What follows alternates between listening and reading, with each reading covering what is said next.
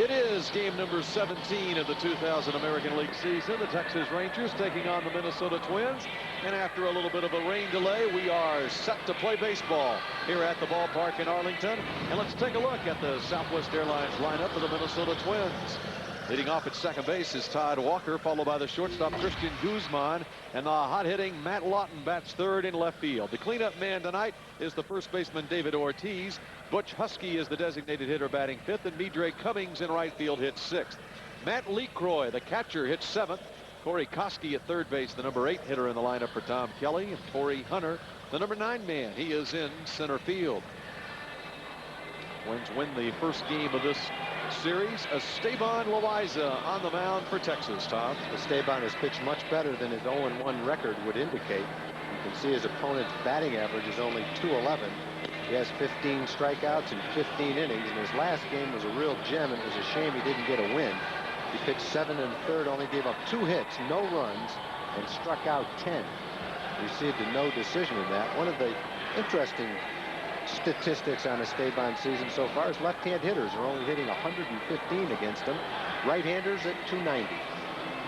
Tom Kelly has stacked his lineup with 6 left-handed hitters tonight against Loaiza. Ivan Rodriguez behind the plate catching. At first base is Rafael Palmeiro. The second baseman tonight is Luis Alicea. Third base is the rookie Tom Evans, and the shortstop is Royce Clayton. Left to right in the outfield, it's Chad Curtis in left, Ruben Mateo once again in center field, and Gabe Kapler in right field.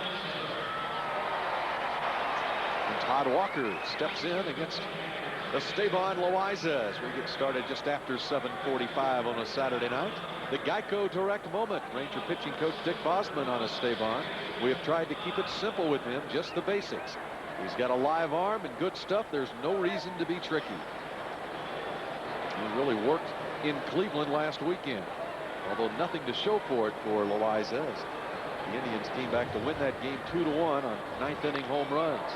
First pitch over the outstretched reach of Royce Clayton, and Todd Walker is on.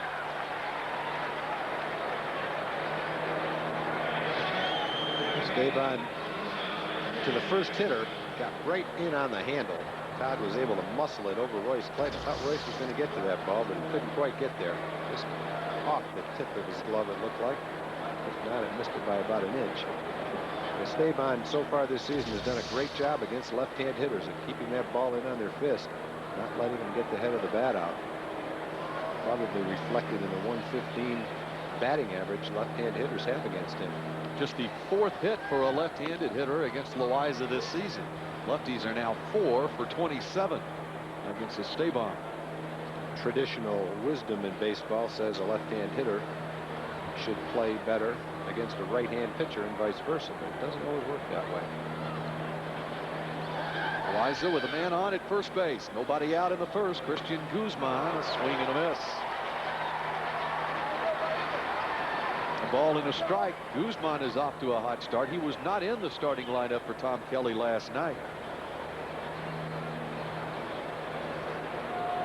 Had a 7-game hit streak to start the year, and an 8-game hit streak snapped last night as he did come in late in the game as a pinch hitter. Threw an intentional walk and then grounded out. A couple of plate appearances. And there is a strike from Loaiza. 1-2. It's Darrell Cousins behind the plate calling balls and strikes tonight.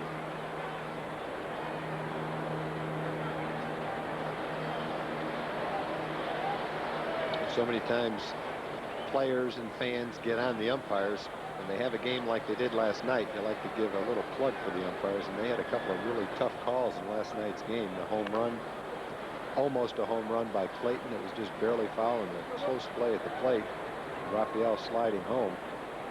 And they got both of those calls right. It took us several looks on the instant replay to make sure, and they had to call them without the benefit of an instant replay. So our hats off to the umpires last night. They did a terrific job.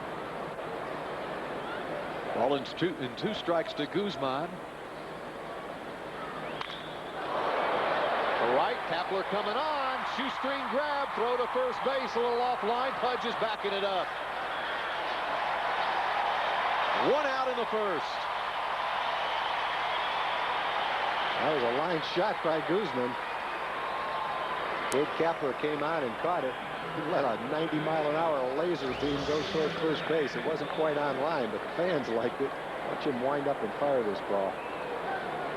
Not quite on target, but Pudge is there to back it up. I think the fans like the effort as much as anything, even though the throw was offline.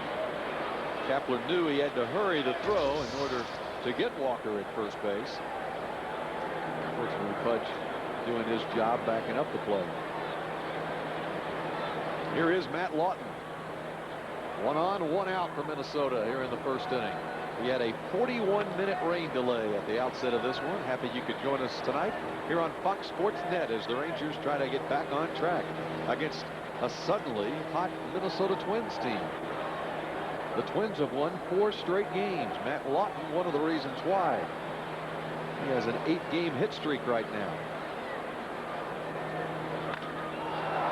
That's Clayton into center field. And 2 hits from left-handed hitters here in the first inning, and Guzman almost had another one. So 2 on with 1 out. Guzman only gave up 2 hits into the 8th inning against Cleveland. He's already given up a couple of today. 2 hard hit balls back to back. 1 caught, 1 up the middle for a base hit. Todd Walker's base hit was of the soft variety. A little blooper, but that one was hit pretty well.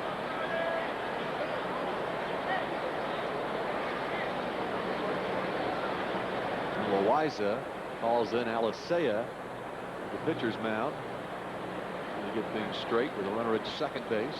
First and second are the runners with 1 out here in the first. Twins won the opener of this series last night 10-5. The first baseman last night was Ron Coomer. He had a career high 7 runs batted in and 2 home runs. He is not in the lineup tonight. That'll teach you to get 7 RBIs.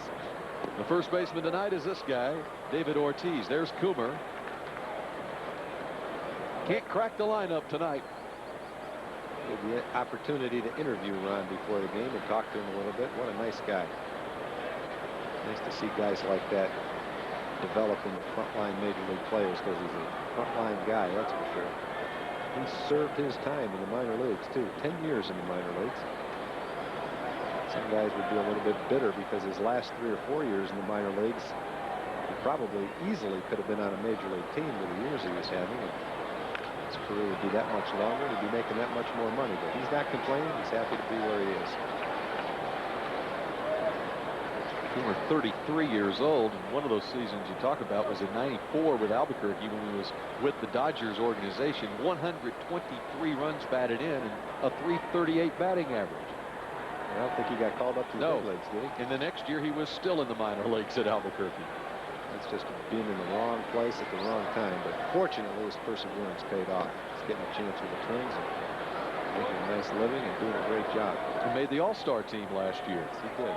The Twins representative in Boston at the All-Star game. 3 for 4, 2 home runs, 7 runs batted in, but he's sitting tonight. I think he might have been in there if he didn't hit that last home run.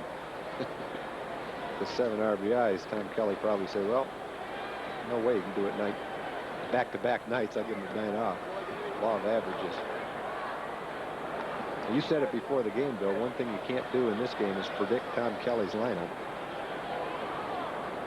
And there you go. There is a reason. Kelly looks at that. 1 for 11 against Loaiza in his career. The hidden stat came out. Tom Kelly, very much aware of that when he made his decision. I'm not a big believer in those kind of stats, though. Who knows when that 1 for 11 occurred? And when a guy's hot, a guy's hot. He's swinging the bat well last night. Yeah, it could be that he was in a slump when he faced him last time 3 years ago. Right. And then you rack up a 1 for 11 the first couple of times you see him, and then you never get to hit against him again. I'll be the last one to argue with Tom Kelly. What did we say last night? He has the longest tenure of any coach in a major professional sport. 15 years. Longest time with the same team. Yeah. And 2 world championships. His first 5 years with the Twins. And that record speaks for itself.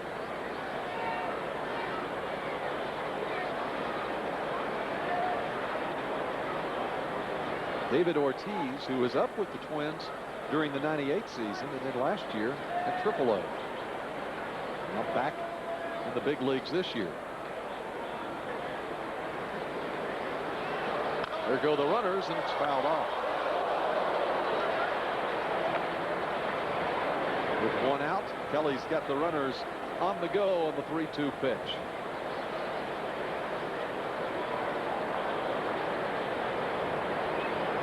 The main reason Ortiz was not in the major leagues last year, he had a horrible spring. A much better spring this year, so he sticks with the big club.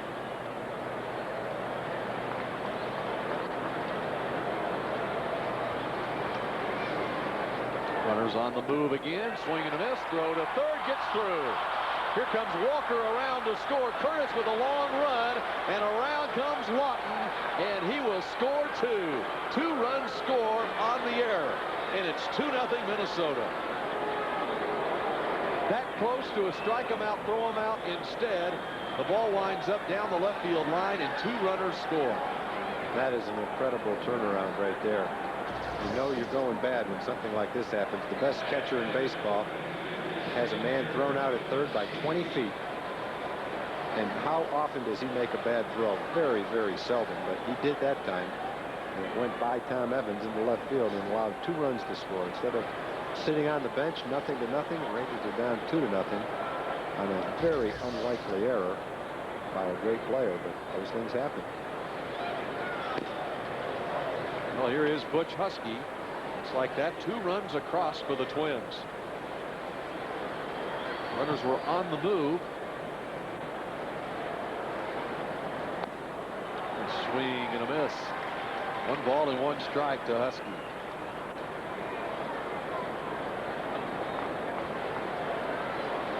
For Rodriguez, it's his first error of the season. It's a very costly one here in the first inning. Ball and 2 strikes.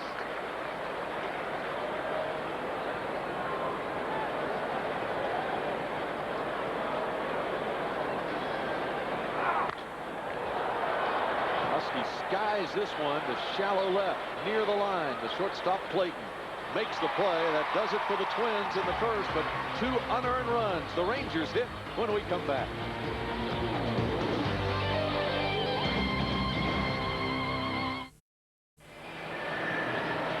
Bottom of the first inning here at the ballpark in Arlington after a 41-minute rain delay. Twins up 2-0. Southwest Airlines line up for Texas. Luis Alicea's second straight game gets the start in the leadoff spot at second base, followed by Chad Curtis in left and Pudge Rodriguez the catcher. Cleanup man is Rafi at first base. Ruben Mateo moves up into the 5th spot, and David Segui with 9 multiple hit games. Hits 6th. Bottom 3rd, Kepler in right, Clayton at short, and Tom Evans, the 3rd baseman, batting 9th. On the mound is the rookie left-hander Yoan Santana. This time last year, Santana was pitching in the Midwest League, which is a lower level Class A division. He was pitching in the Houston Astros organization. He was selected by Florida in the Major League Draft and then traded to the Twins. Because he was drafted in that Rule 5 Major League Draft, he has to stay in the big leagues this year. So a kid who probably would be in Double-A ball developing is now in the starting rotation for the Twins, getting the on-the-job training. It's a strike to Alicea. 1 ball, 1 strike. Just turned 21 last month out of Venezuela. Right back to the mound, and he gloves it. How about that? Quickly 1 out in the first. Matt LeCroy is behind the plate catching. David Ortiz at first base. Todd Walker second base. Corey Koski at third. The shortstop is Christian Guzman. In the outfield and left is Matt Lawton, and center Torrey Hunter. And the right fielder is Midre Cummings. Wow, what a shot back to the mound. Able to glove it is Santana. He's going to get a fastball belt high and right down the middle, and the only reason Santana is able to catch it is because it's right on his glove hand. It almost went right in his glove without even trying to catch it. Anywhere else, he doesn't have time to move his glove. Fortunately, it did go in his glove, and that hit him off the body somewhere. That ball was really hit well. No balls, 2 strikes to Chad Curtis.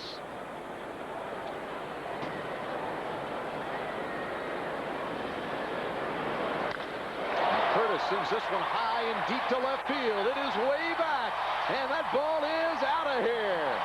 Chad Curtis puts the Rangers on the board. The lead cut in half.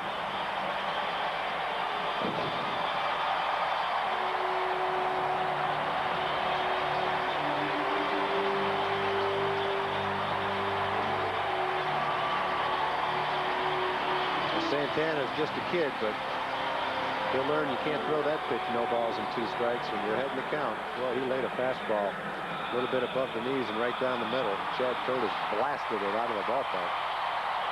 Not where he was trying to throw that 0-2 pitch, I don't think. So just like that, the Twins with 2 unearned runs in the first inning. Curtis earns his. It's 2-1.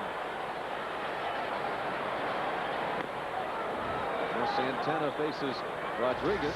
Strike 1.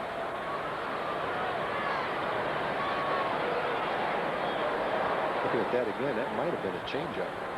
But Chad really got out in front of that pitch. Hard to tell on the replay. Thought it was a fastball off the bat, but it might have been a changeup. Curtis, who was 0 for 5 in last night's game, grounded into a double play with the bases loaded in the 8th inning. A ball he hit very hard, but right at the shortstop Guzman. Got every bit of that one and puts the Rangers on the board. 1-2 to Rodriguez, who homered in the first inning for the Rangers last night. Pudge tied for 4th in the American League now with 6 home runs and 19 runs batted in. The batting average is in the top 10 as well, 6th in the American League with a .381 average. And Rodriguez' home run last night in the first inning of Joe Mays was the 150th of his career. There it was for Pudge last night. Rangers got out to a 3-0 lead in the first. Hits leaders over the last 5 years. Pudge behind only Derek Jeter. That was an amazing pitch he hit last night, too. I think Joe Mays, if he throws that pitch to 100 right-hand hitters, probably won't give a home run up on the same pitch more than 3 or 4 times. We looked at that pitch last night, and it was actually 3 or 4 inches inside. It wasn't a strike. Most times that's either pulled foul or hit off the handle. Foul ball, third base side. Oh, we're talking glove down in the net area. Yeah, invaded net fans area down there. Too many gloves allowed down there. Nice play. Couple of gloves down there and a terrific play. The net neighborhood has been infiltrated by glovemen.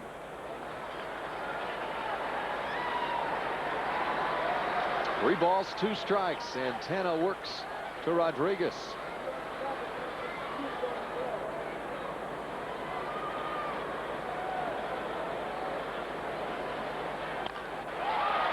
Center field, it falls.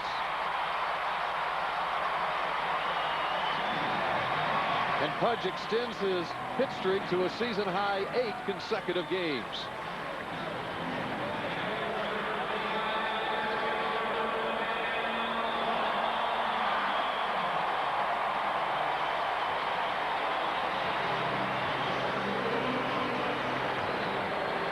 So Pudge is on at first. The Rangers try to get back at the Twins. Minnesota got 2 in the top half of the inning, and here is Palmeiro.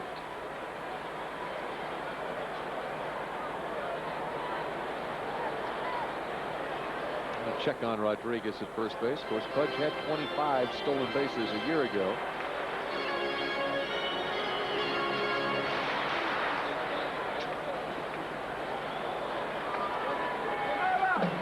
Rafi with a couple of hits in last night's game. There's the average back up over 250.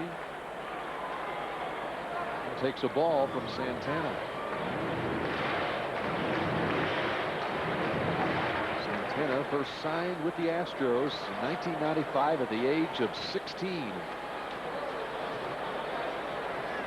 Back to the Twins in the offseason.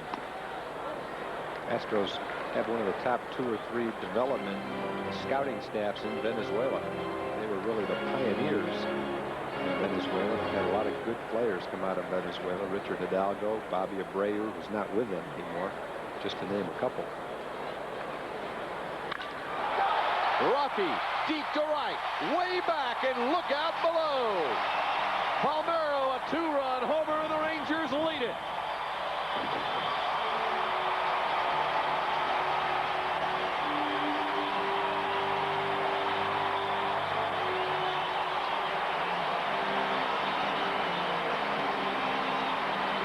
Ruffy now tied with Pudge for the team lead in home runs. It's 3-2. That's a tough assignment for a kid that just turned 21 and should be pitching in Double-A ball to come up against a veteran team. Every little mistake he's made so far has been hammered. He caught one of them, the line shot by Alicea. And he's given up a couple of long home runs to go along with it. So just like that, the Rangers have the lead back. Curtis a homer, then 2 batters later, Palmeiro follows with one to right field.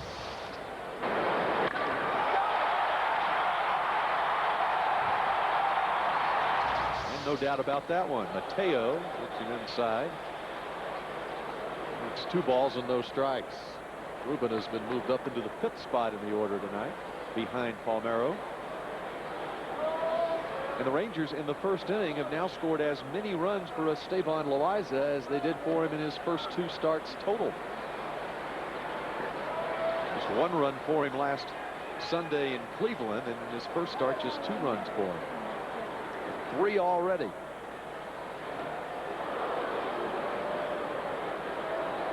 Two balls, 2 strikes. Second worst run support in the American League. Loaiza with just a couple of starts. The mesh of the Mariners, the young pitcher for Seattle. 2 balls, 2 strikes. Johan Santana, and he does prefer Johan, even though it has an H in it. You would think Johan. He says the H is silent. He says if we do pronounce it Johan, that's okay too. 3 balls, 2 strikes to Mateo.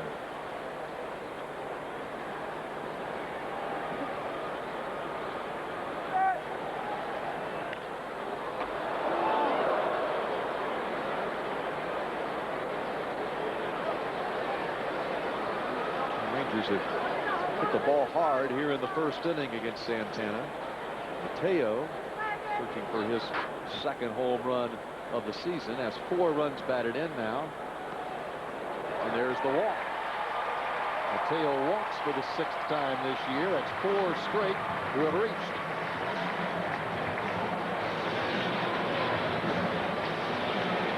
One of the hard things about carrying a young kid like this on your staff and putting him in the rotation is the burden it puts on the bullpen. If he time and time again is out of there before the 5th inning, and he's really going to have to pick it up today to be in here past the 5th inning. Obviously a left-hander that can throw 90 miles an hour. He's got a pretty good changeup and a pretty good slider, but he really hasn't learned how to pitch yet. Difficult to get big league hitters out. They are getting set to get warm, it appears, in the Twins bullpen. They used a lot of pitchers in last night's game. The bullpen did a good job for Minnesota last night. 5 pitchers were used as Joe Mays was knocked out in the 5th inning last night. Santana struggling to get through the 1st inning tonight. Here's David Segui. David had a couple of hits against left-handed pitchers in last night's game.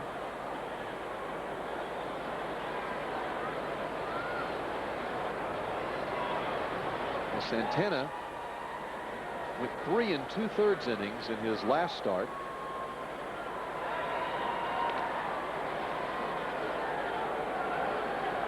So checks on Mateo at first base.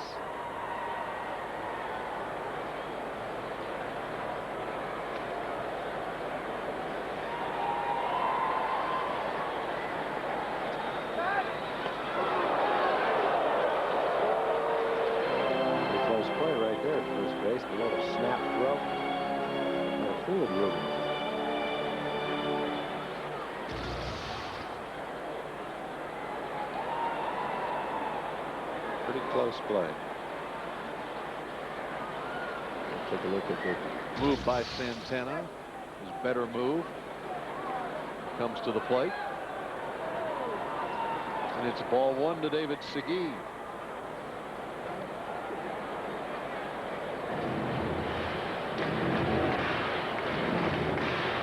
Santana's last start came some 10 days ago at Boston.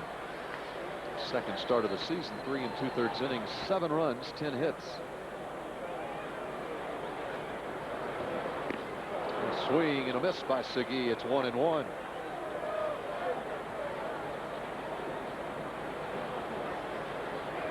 Segui's been swinging a hot bat.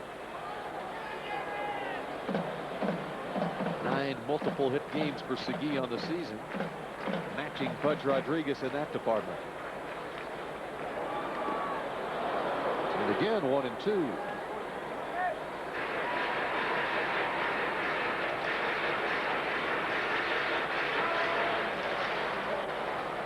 Segui, the designated hitter tonight, will be playing in the field at first base tomorrow afternoon. Day game after a night game. Here's the 1-2. Now 2-2. Santana throwing a lot of pitches here in the first inning.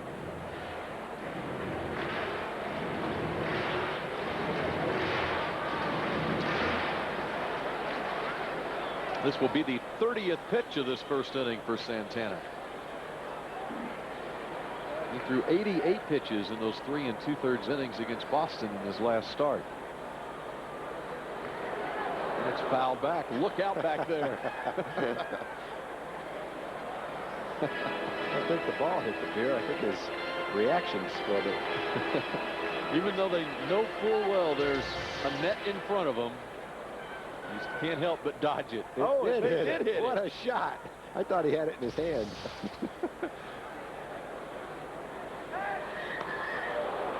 That was a great shot.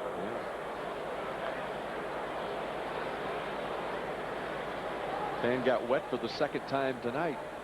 The rain at the outset of the game. And unexpected this time, a downpour for him.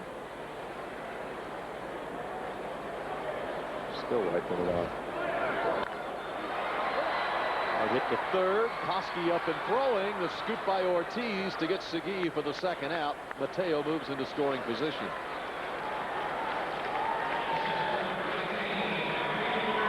So 2 down here in the first. See back behind home plate. The northwestern sky. In case you joined us late, a 41-minute rain delay at the start of this one. It really poured just before game time, and it was right during the national anthem. A strange scene during the national anthem, and a terrific job by Lanny Bagley, who performed the national anthem even though the rain started coming down pretty fierce and fans were scurrying for the exits.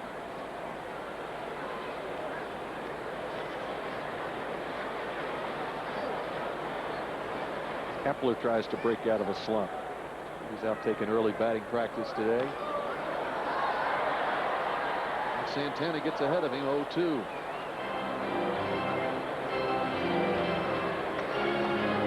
Rangers with 2 home runs here in the bottom of the first, bidding for more.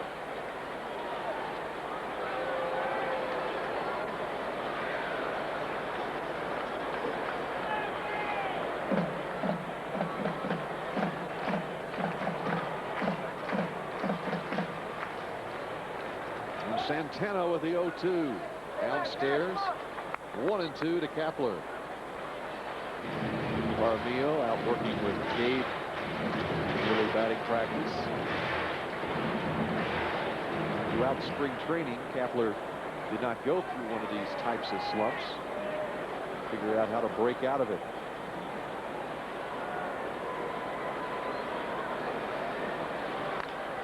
Ground ball foul on the third base side. The Twins last night snapped a 13-game losing streak against the Rangers. Rangers had won 13 in a row dating back to September of 1998, going 12-0 against Minnesota last year. There's a rendition of a net. It's like the old tennis rackets they used to use in the old days.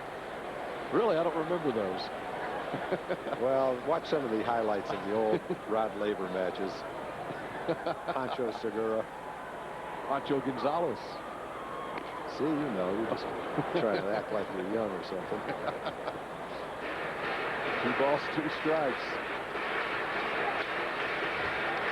I hope he gets one in that net. That would be great. I hope it's not hit too hard, though, because I don't think that net's going to hold up. A mini net. It bounces in, and it's 3 balls and 2 strikes.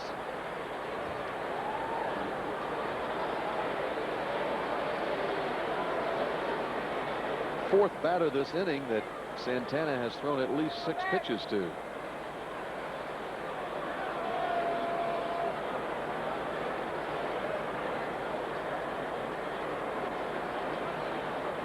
He approaches a 40-pitch first inning. 3 balls, 2 strikes. And he gets Kepler to end the first. Rangers leave a man in scoring position, but they take the lead back from the Twins. First it was Chad Curtis, then it was Rafael Palmeiro.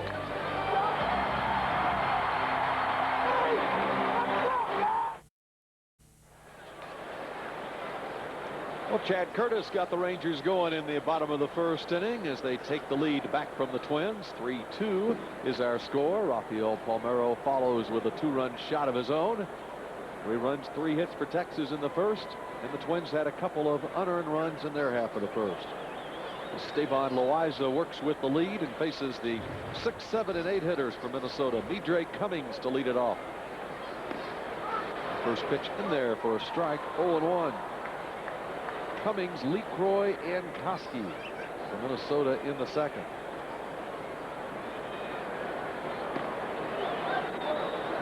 It's 1-1. Rangers start the night with 6 wins and 10 losses, trying to snap that 5-game losing streak, their longest losing streak since July of 1998. Base hit from another left-handed hitter here. Midre Cummings comes through. So a man on to lead off the second inning. Well, looking to put your sports knowledge to the test? Then be sure to tune in to Sports Geniuses, the new nightly game show that'll challenge even the most knowledgeable of sports fans. Sports Geniuses. It's weeknights at 6 and 11 right here on Fox Sports Net.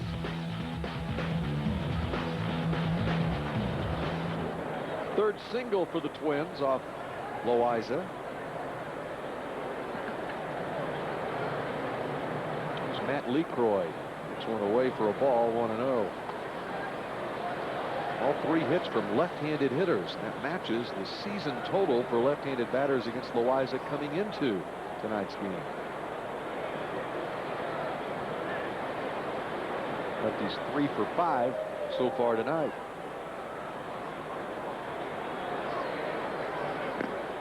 Well, LeCroy won a spot on the Major League roster in spring training for Minnesota. Marcus Jensen started last night's game. LeCroy is appearing in his 12th game. He's seen a lot of time behind the plate. Out of Belton, South Carolina, attends Clemson University. Had quite a collegiate career at Clemson. 2 balls and 1 strike to LeCroy. And he is just 24 years of age.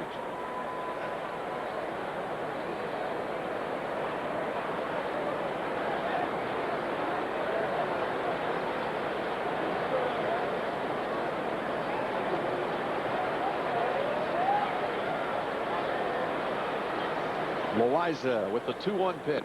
Swing and a miss.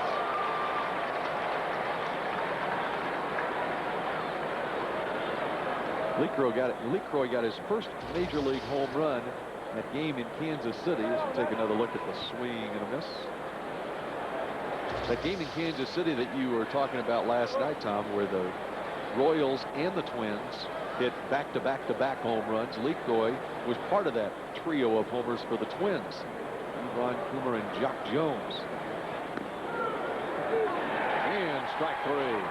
Not this time for the Twins rookie catcher. There is 1 out and 2 strikeouts now for Esteban. Esteban went right after him with fastballs. Threw a high fastball by him that he swung at. Then he caught the inside corner with another good fastball, tailing in right on the corner. Beautiful pitch. There's a good look at it on the Quest Tech pitch tracks. It'll show you it is right on the inside corner, just as we suspected. Perfect pitch. So 1 on, 1 out. And Corey Koski, another left-handed hitter. Tom Kelly going with primarily his right-handed hitting lineup in last night's game. Had 6 right-handed hitters in the lineup last night, 6 left-handed hitters tonight. One thing about it, you're a Twins position player, you get a lot of time. Figures out ways to get them into the lineup.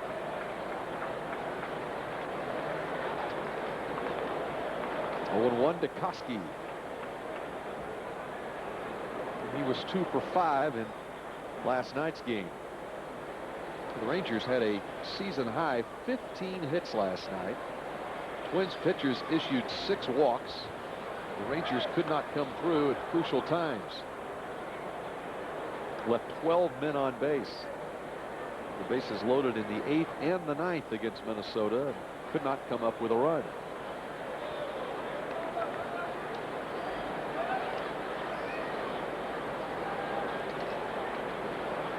Here's the 0-1 to Koski. And this one is hit high in the air to right. Camped under it is Kapler. And 2 outs in the second. That was a hit and run play. Cummings was running on the play. Koski on the hit and run has to swing at the pitch, so even though it was out of the strike zone, he got a pretty good piece of it, but popped it up to right field. Tom Kelly early in this ball game showing that he will be aggressive on the bases. It led to their 2 runs. Went on first and second. 3-2 pitch. Ortiz struck out when Pudge threw the ball into left field. Both runs scored.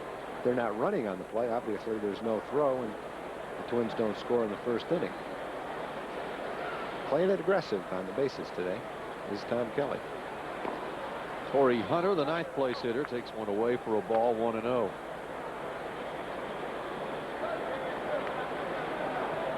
Last night after the game, Tom Kelly was in a pretty good mood, talking about last night's game. He even said that he was sort of in a euphoric mood after the game last night. He asked reporters if he was making any sense with his comments. There's a base hit for Hunter. Runners at first and second. So far in 2 innings, Esteban has probably made more bad pitches in this ball game, 30 pitches total, than he did in the whole game against Cleveland.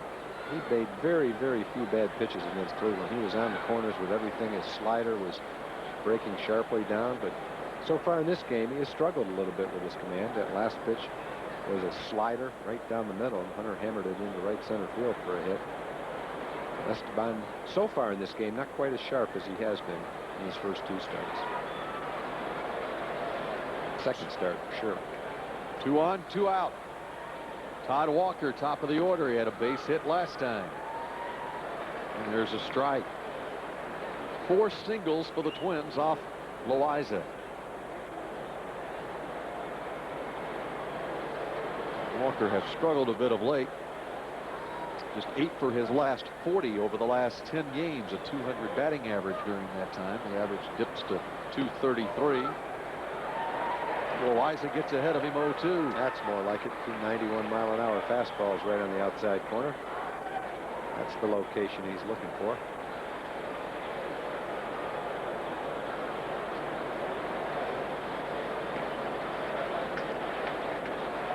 And here is the 0-2. Rounded. Short hop attempt by Evans. Recovers in time to get Walker, and that'll do it for the Twins in the second. Evans with a nice recovery after he mishandled the short hop. 3-2, Texas leads.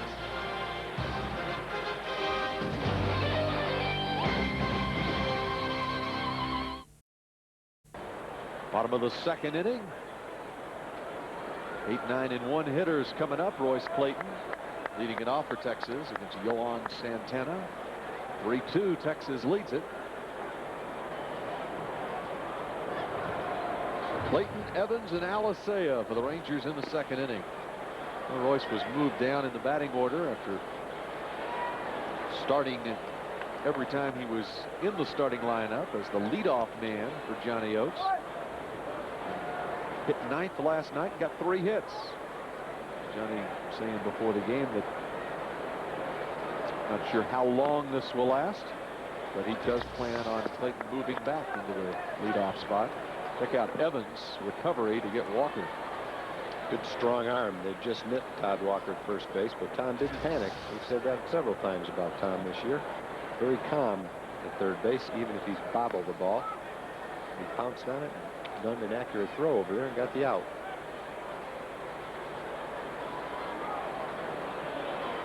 Three balls, 1 strike to Clayton. Oates wanting to take the pressure off Royce. He felt that Clayton was pressing a bit at the top of the batting order. Trying to do his best to get on and live up to that leadoff hitter billing. Full count, 3-2. Look out back there again.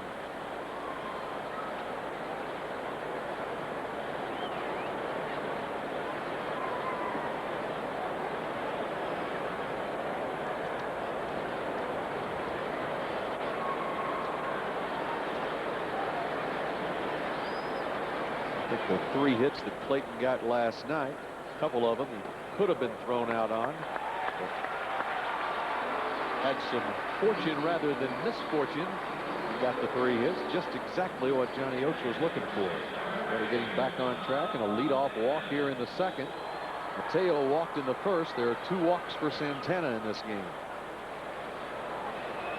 Tom Kelly's going to do his best to get Santana as many innings as he can today for Santana, but also for his bullpen. He's going to have a little more success than he's had so far to stay in there much longer. Tom Evans fouls it off, 0-1. Evans came on as a defensive replacement late in yesterday's game, and he got an at-bat in the 9th inning and walked. The Rangers loaded the bases against Eddie Guardado, but unable to score. Clayton with his lead at first. Fouled back by Evans, 0-2.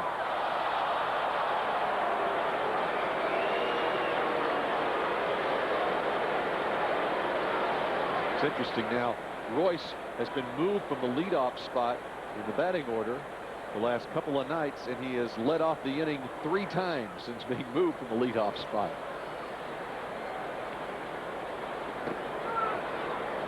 And the strikeout for Santana. He gets his 2nd strikeout. He gets Evans here for the first out in the 2nd inning. Well, you can bring a Dr. Pepper or Diet Dr. Pepper can to the first base ticket office and get $5 off an upper level seat to any home game in April or May. It's sponsored in part by 94.5 The Edge and Magic 102. For tickets, call 817-273-5100. Operators are standing by during tonight's game to take your call. Top of the order in Alicea. Fouled off, 0-1. Alicea hit a shot back to the mound this first time. I'm sorry to interrupt you. That kid jumped to catch the ball with a blue shirt on. It went through his hands and hit him right in the head and knocked his hat off. And the guy behind him got the ball. That poor guy. Now he's taunting him. That's a bad night right there. It went right through his hands and knocked his hat off. And then he didn't end up with the ball. Watch this guy. Oh, my. I'm only laughing because he was smiling. He's not hurt, but that is funny.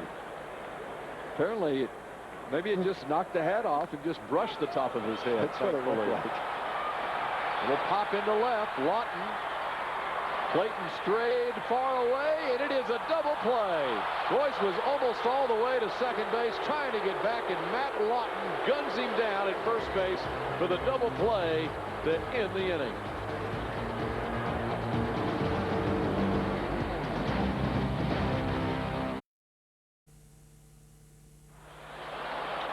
Rangers lead the Twins 3-2 as we go to the third inning. The second inning ended on a double play. The throw by Matt Lawton, and Clayton had strayed too far off first base. Boy, he gunned that thing to first base. He wasn't going to throw it originally. He takes a little look here. Says, well, I'll give it a shot, just like Gabe Kapler in the first inning. Pretty close play at first base. That one could have gone either way. Lawton had an outfield assist in last night's game, too. There's our fella who had the misfortune on the foul ball. He's going, not only did 40,000 people here see it, the whole Metroplex saw it. I don't believe it.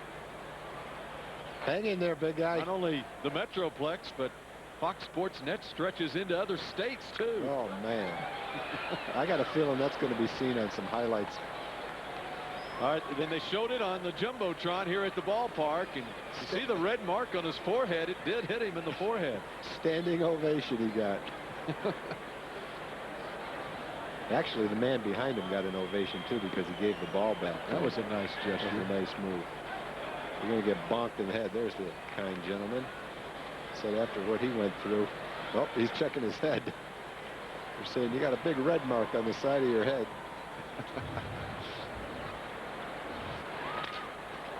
A broken bat. Clayton going back for it, and he handles it for the first out. Guzman the first out. Let's go to Kevin Eschenfelder for this Burger King Sports Break. Kevin? Thank you, Bill. O's and A's in Oakland. Mike Bordick dialing long distance. The number 9 hitter in this Birds order, hitting .367. This is 5th home run of the year and an AL best 24 RBIs. Baltimore beats Oakland 4-3. Guys, back to you.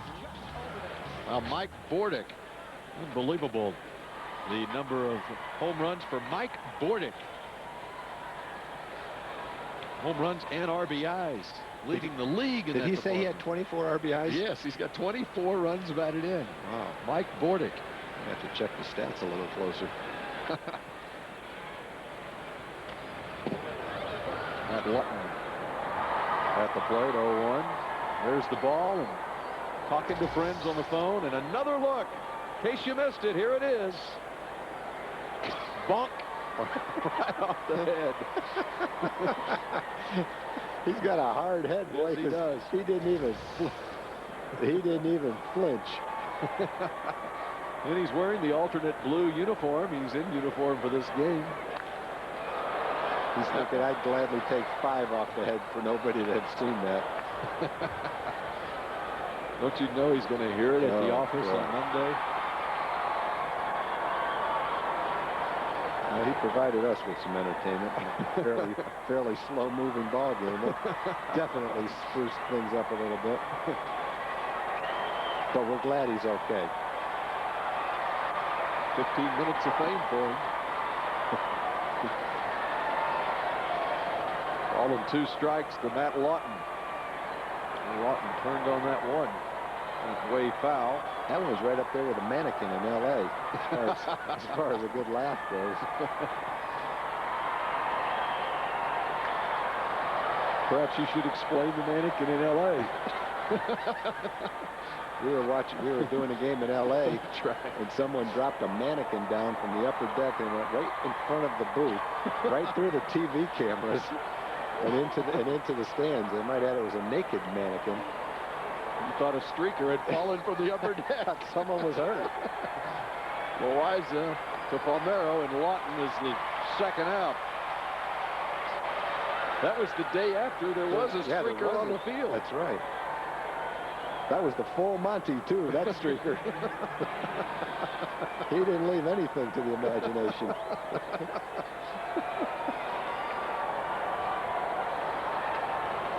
That might have been one of the best ovations for a non-player I've ever seen.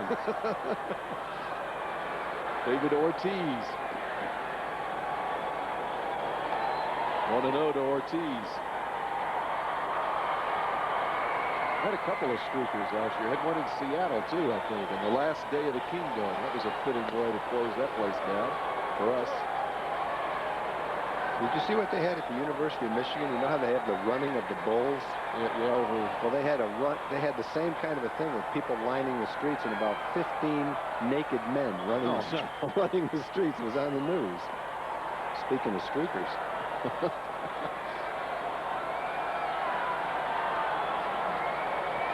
3-0 to Ortiz.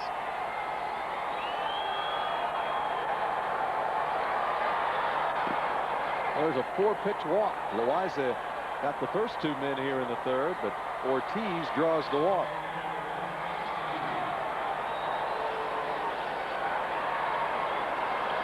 It's the first walk of the night issued by Esteban. Ortiz has now walked 7 times. Now Loaiza deals with Butch Husky.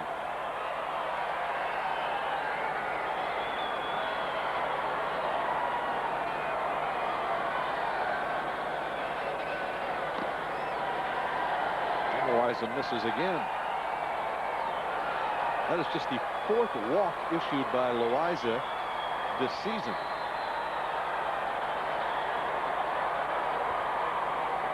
It's in 18 1/3 innings, 4 walks for Loaiza.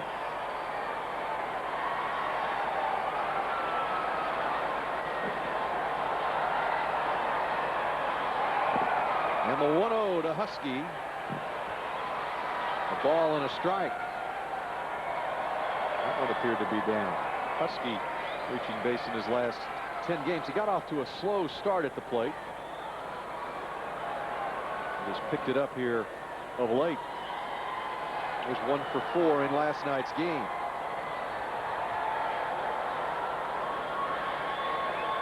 Here's the 1-1. Swing and a miss at 92 miles an hour from Esteban.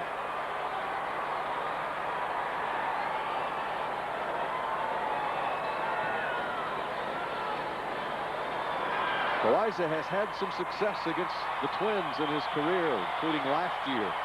He was 2-0 with a 135 earned run average against Minnesota last year. It's a foul pop. Over for a look is Pudge, but it's well back in the seats. We'll do it again at a ball and 2 strikes. In fact, Loaiza was matched up with the Twins ace Brad Radke a couple of times last year and beat Radke both times. It's a happy fan with a souvenir. He got a ball at the game. And it didn't conk him on top of the head.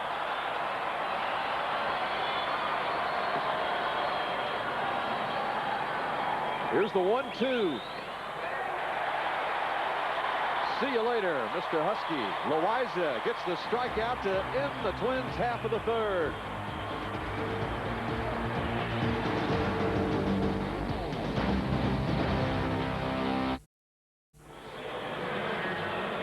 Well, back at the ballpark in Arlington. The Rangers with a lead on the Minnesota Twins. We are still early on in this one. Had a 41-minute rain delay at the outset. Twins got a couple in their half of the 1st. Rangers countered with 3 in the bottom of the 1st, and it was Chad Curtis who got the Rangers going in that 1st inning. He went deep against Yohan Santana. That's Chad Curtis leading off the 3rd. Curtis, Rodriguez, and Palmeiro for Texas.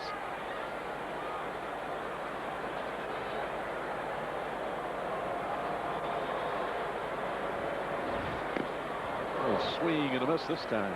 Santana brings it at 90 miles an hour. 1-1. And there's no doubt Santana has a bright future based on his physical ability. A good fastball. There's a slider and a changeup.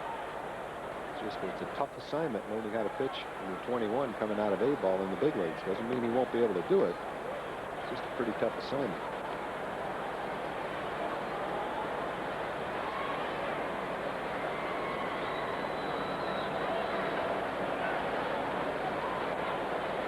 Here's the 2-1 from Santana, fouled off. And perhaps, Tom, we should explain why the Twins have to keep Santana at the big league level this year, which is a Rule 5 pick. Well, that is just one of the rules. If you don't protect young players, I won't go into the intricacies of the rule, but after several years, you have to make a choice on whether to put a young player on a major league roster or leave him unprotected on a minor league roster. So Houston left him on a minor league roster when he needed to be protected. And then if a major league team chooses him in that Rule 5 draft, the stipulation is you have to keep him in the big leagues that year.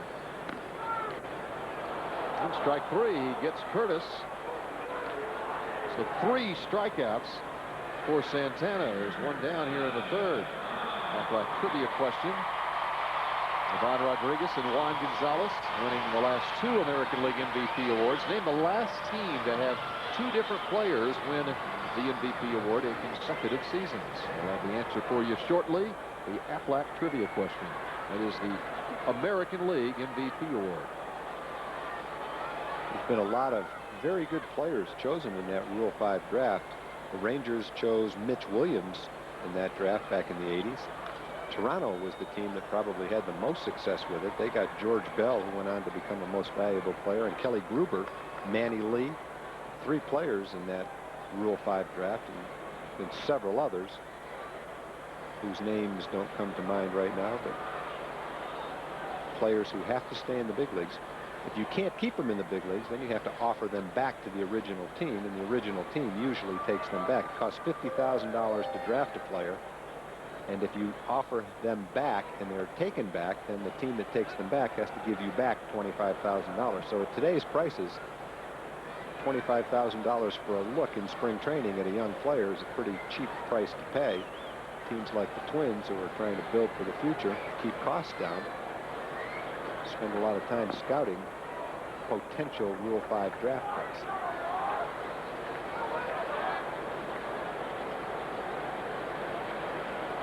Two balls and 1 strike.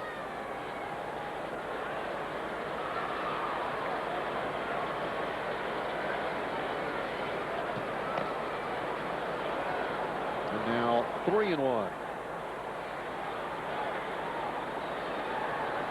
Juan Santana, no relation to the former Ranger pitcher Julio Santana. 3-1.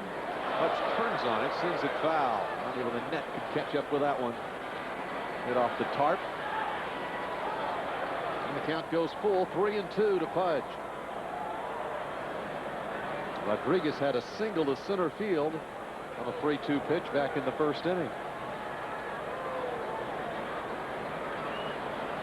Extending his hit streak to 8 straight games. And for the first time since the second game of the season, Pudge Rodriguez has walked. Third walk issued by Santana. He's got 1 in every inning. Not to wear the Rule 5 draft rules out, Bill, but the reason for that draft is so that an organization that's particularly strong can't tie up young players for an extended period of time, for 6 years before you could be a minor league free agent in the minor leagues. It makes you expose them to the possibility of playing in the big leagues, and it's a rule intended for the young players so they don't get trapped in a minor league situation when they're ready to play in the big leagues, or when they're at least in a position to be picked by a major league team. They might not be ready to play in the big leagues. They might get picked because of the future. After this year, Santana could be optioned to the minor leagues. So it might be a situation for him where they keep him at the major league roster throughout this year, and then he finds himself next year at the age of 22 pitching AAA ball. And it might be a situation where it sets him back a year.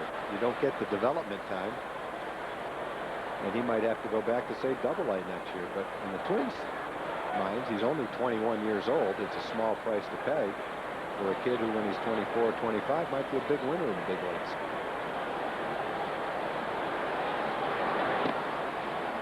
And on 4 pitches, he works very carefully to Palmeiro this time and issues a second straight walk.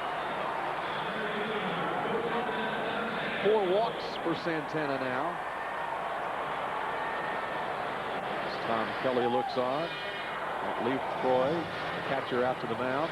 Runners at first and second with 1 out here in the third.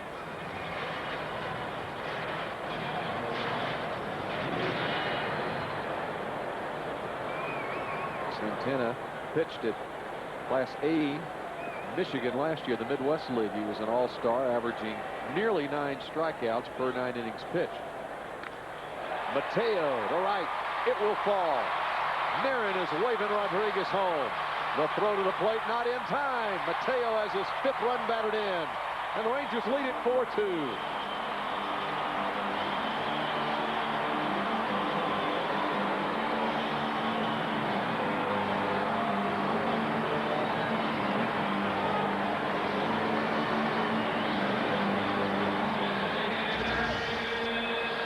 Ruben's starting to heat up a little bit. He likes to go the other way, likes to drive that ball to right center field. That's what he's working on. And you can see the pitch. It's not quite a strike, just off the outside corner. And the way that he strides into the ball, he's able to handle that pitch very well. The pitch that gives him trouble is as he's striding in to anticipate that pitch away when they hit the inside corner. A lot of times he'll get tied up on that pitch. Mateo really is heating up. 2 straight 2-hit games coming into this one. Has the RBI single here. David Segui grounded to third his first time. And Santana falls behind 2-0.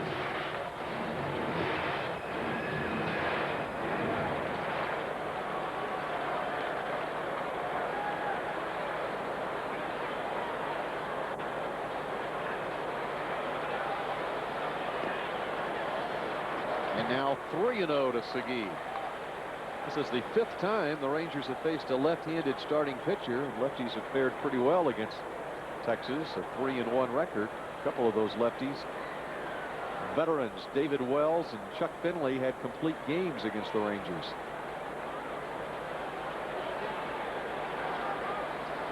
And the 3-0 is away for ball 4. 3 walks in the inning now for Santana. 5 in the game. Another lefty, Mark Redmond, gets loosened in the Twins bullpen. As the bases are now loaded.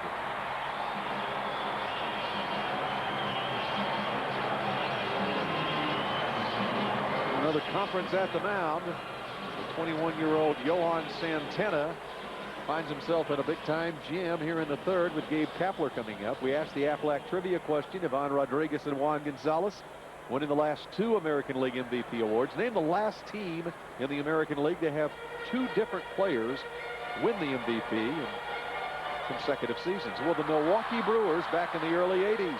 Wally Fingers in 81, Robin Yount in 82.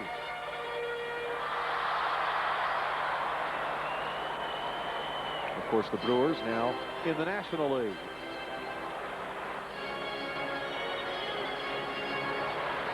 Former Brewer, Paul Molitor.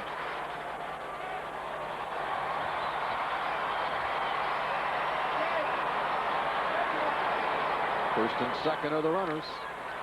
Chopper to Guzman, the flip to second, and on to first, the double play to end the inning. And once again, the Twins get out of a bases-loaded situation, just like last night.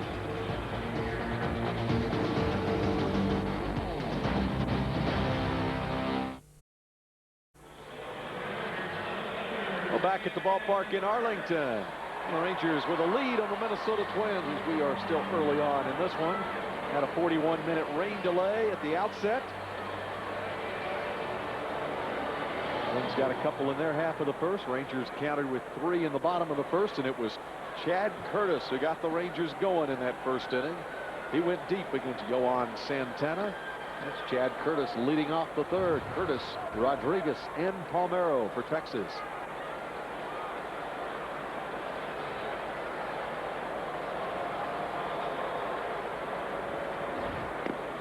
A swing and a miss this time. Santana brings it at 90 miles an hour. 1-1. And there's no doubt Santana has a bright future based on his physical ability. Good fastball. There's a slider and a changeup. It's a tough assignment learning how to pitch in the 21 coming out of A-ball in the big leagues. Doesn't mean he won't be able to do it. It's just a pretty tough assignment.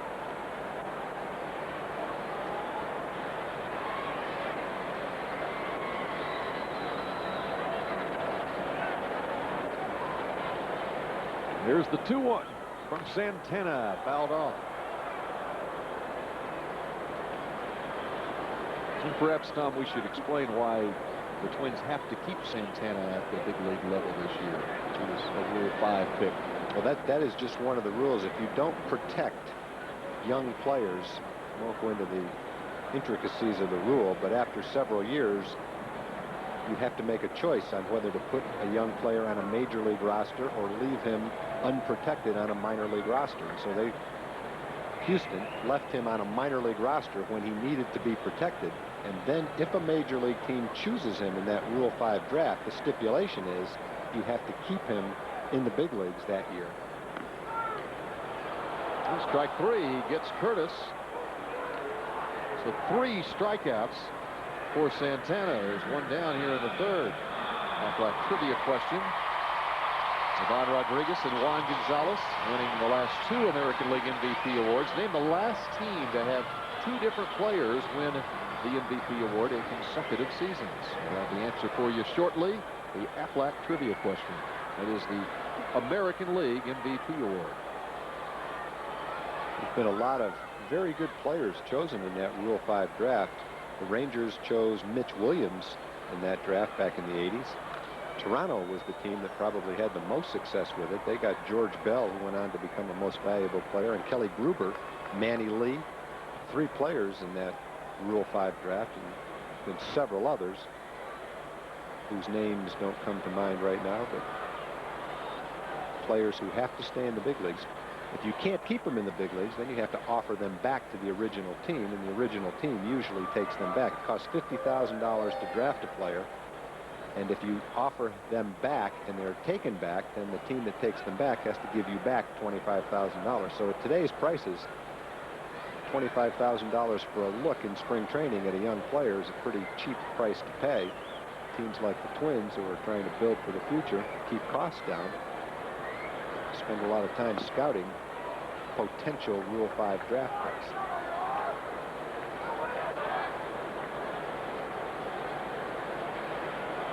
Two balls and 1 strike.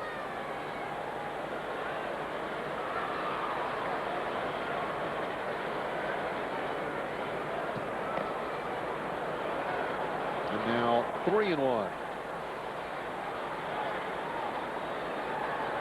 Juan Santana, no relation to the former Ranger pitcher Julio Santana. 3-1. Hutch turns on it, sends it foul. Not even the net could catch up with that one. Hit off the tarp. And the count goes full, 3-2 to Pudge. Rodriguez had a single to center field on a 3-2 pitch back in the first inning. Extending his hit streak to 8 straight games. And for the first time since the second game of the season, Pudge Rodriguez has walked.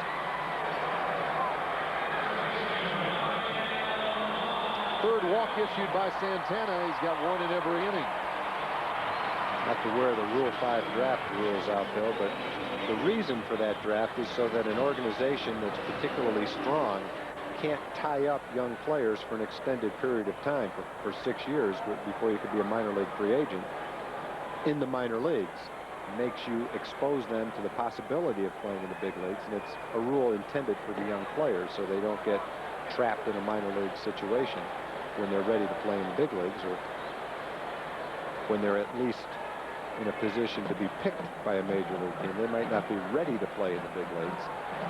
They might get picked because of the future.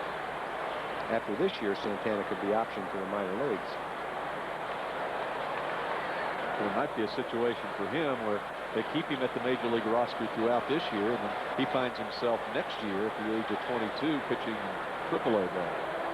And it might be a situation where it sets him back a year. You don't get the development time, and he might have to go back to, say, AA next year. But in the Twins' minds, he's only 21 years old. It's a small price to pay for a kid who, when he's 24 or 25, might be a big winner in the big leagues.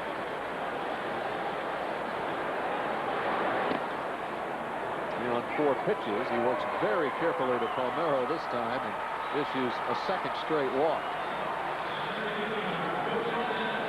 4 walks for Santana now. As Tom Kelly looks on. Lee Troy, catcher, out to the mound. Runners in first and second with 1 out here in the third.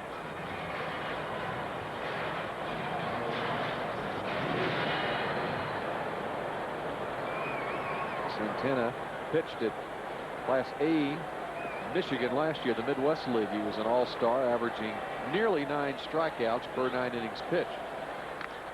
Mateo to right. It will fall. Marin is waving Rodriguez home. The throw to the plate, not in time. Mateo has his 5th run batted in, and the Rangers lead it 4-2.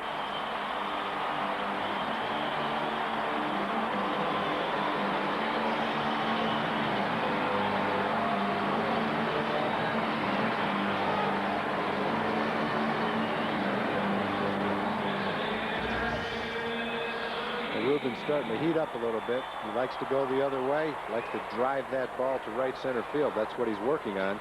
And you can see the pitch, not quite a strike, just off the outside corner. And the way that he strides into the ball, he's able to handle that pitch very well. The pitch that gives him trouble is as he's striding in to anticipate that pitch away when they hit the inside corner. A lot of times he'll get tied up on that pitch. Mateo really is heating up. 2 straight 2-hit games coming into this one. Has the RBI single here. David Segui grounded to third his first time. And Santana falls behind 2-0.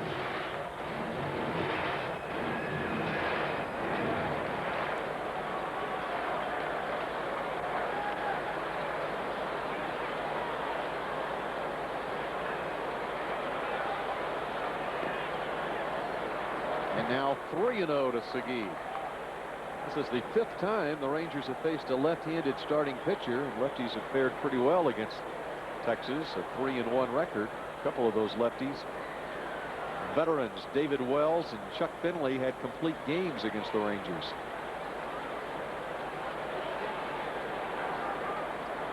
And the 3-0 is away for ball 4. 3 walks in the inning now for Santana. 5 in the game. Another lefty, Mark Redmond, gets loosened in the Twins bullpen. As the bases are now loaded.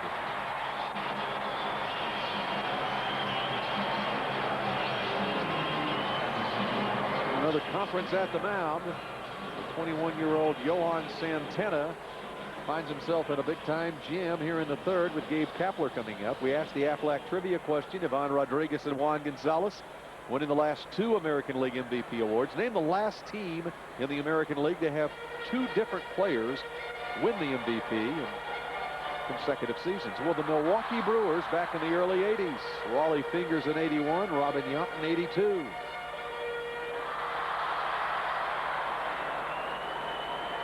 Of course, the Brewers now in the National League.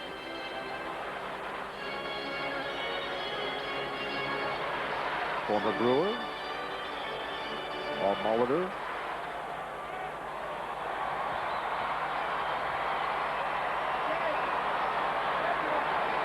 First and second are the runners.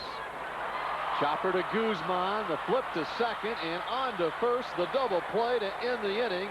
And once again, the Twins get out of a bases-loaded situation, just like last night.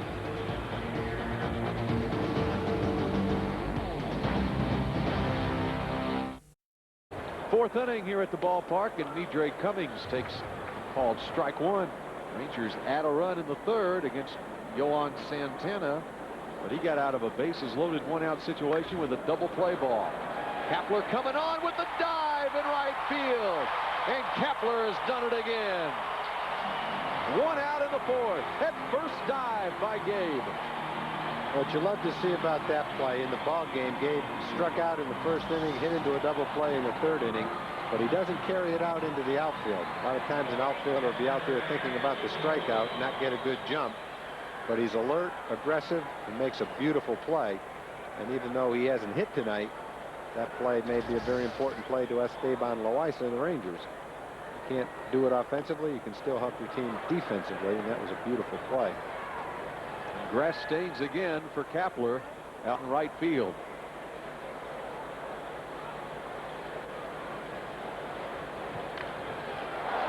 Popped up off the bat of LeCroy.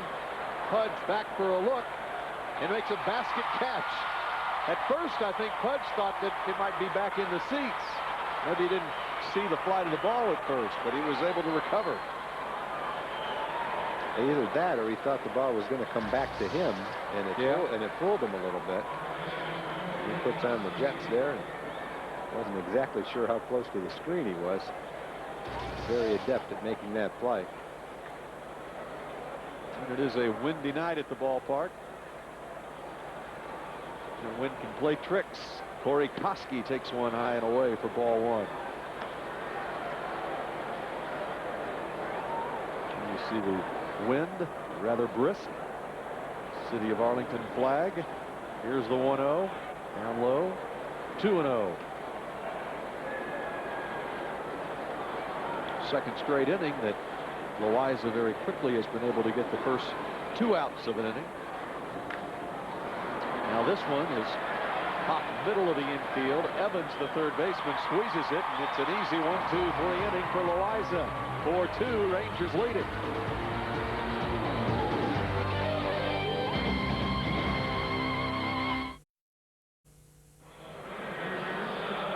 The Rangers have a 4-2 lead on the Twins, trying to snap that 5-game losing streak here at the ballpark in Arlington tonight. A big crowd on a Saturday night. Rangers have had a string of large crowds at home and on the road here over the last 10 days or so. In fact, 10 of the last 11 games for the Rangers played in front of crowds of 35,000 or more.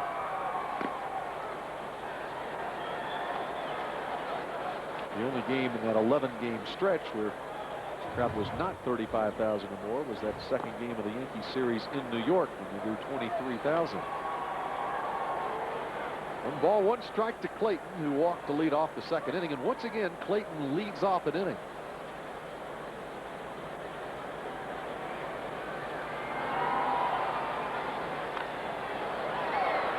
And it's a ball and 2 strikes.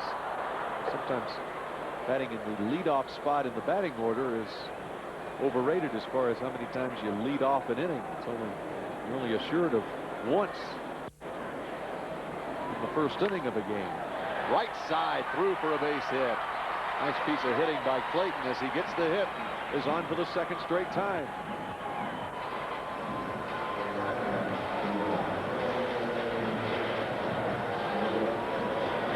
So now the dilemma Johnny Oates will face if Royce stays hot down at the bottom of the order will be, do you want to change your luck and move him to the top of the order? That was a pretty good pitch by Santana.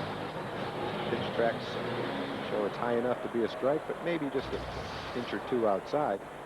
Royce did a nice job of going the other way. Or do you just leave him right where he is and enjoy the hot streak that he's on? I think Johnny indicated to you, Bill, that he would get him back in the leadoff spot before too long.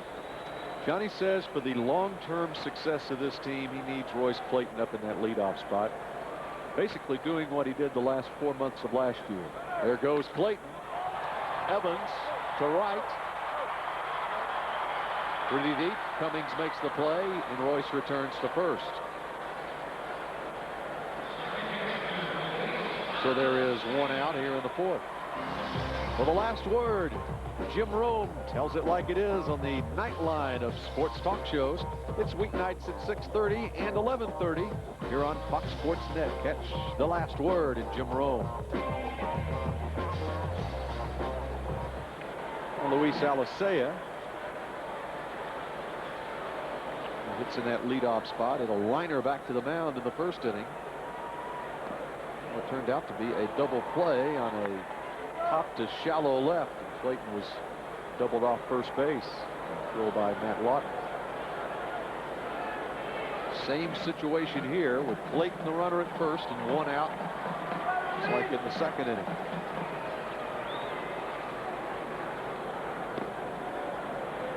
And it's 2-0 to Luis.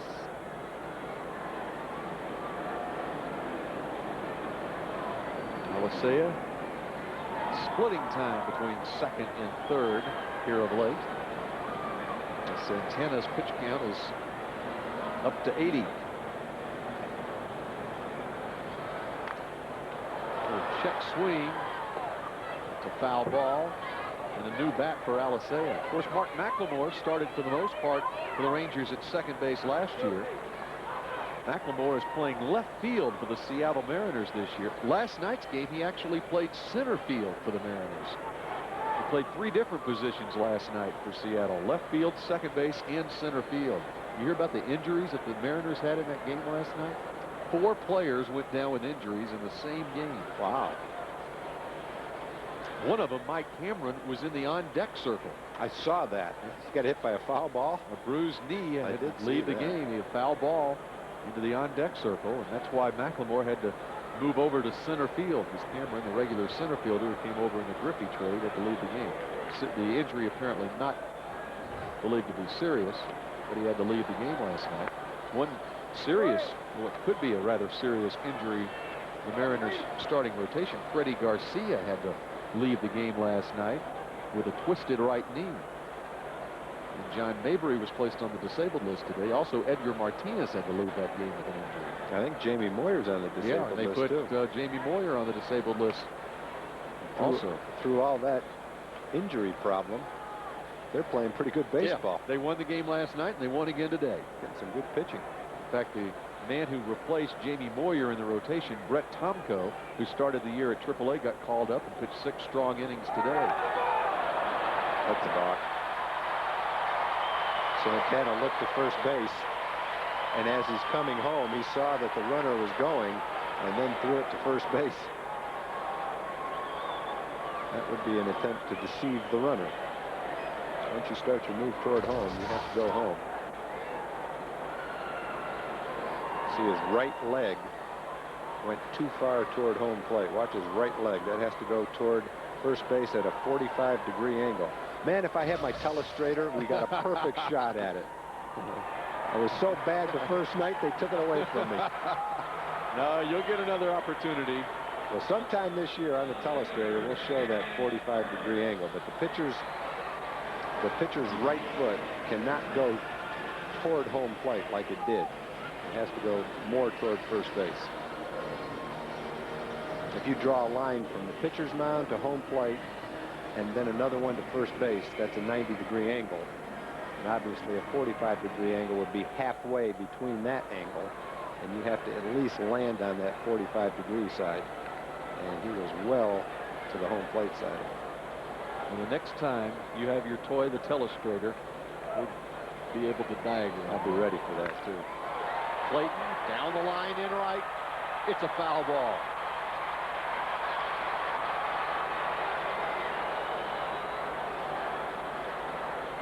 Chad Curtis at the plate with the foul ball. And Curtis got the Rangers going in the first inning with a home run.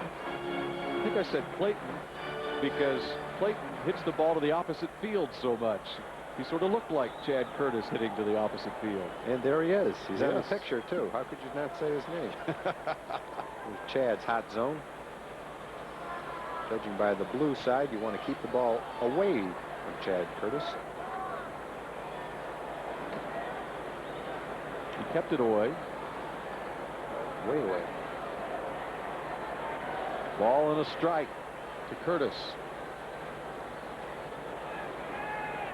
Rangers with another opportunity against Santana here in the fourth. Had the bases loaded and 1 out in the third inning. Got a double play ball. Up foul. 1-2.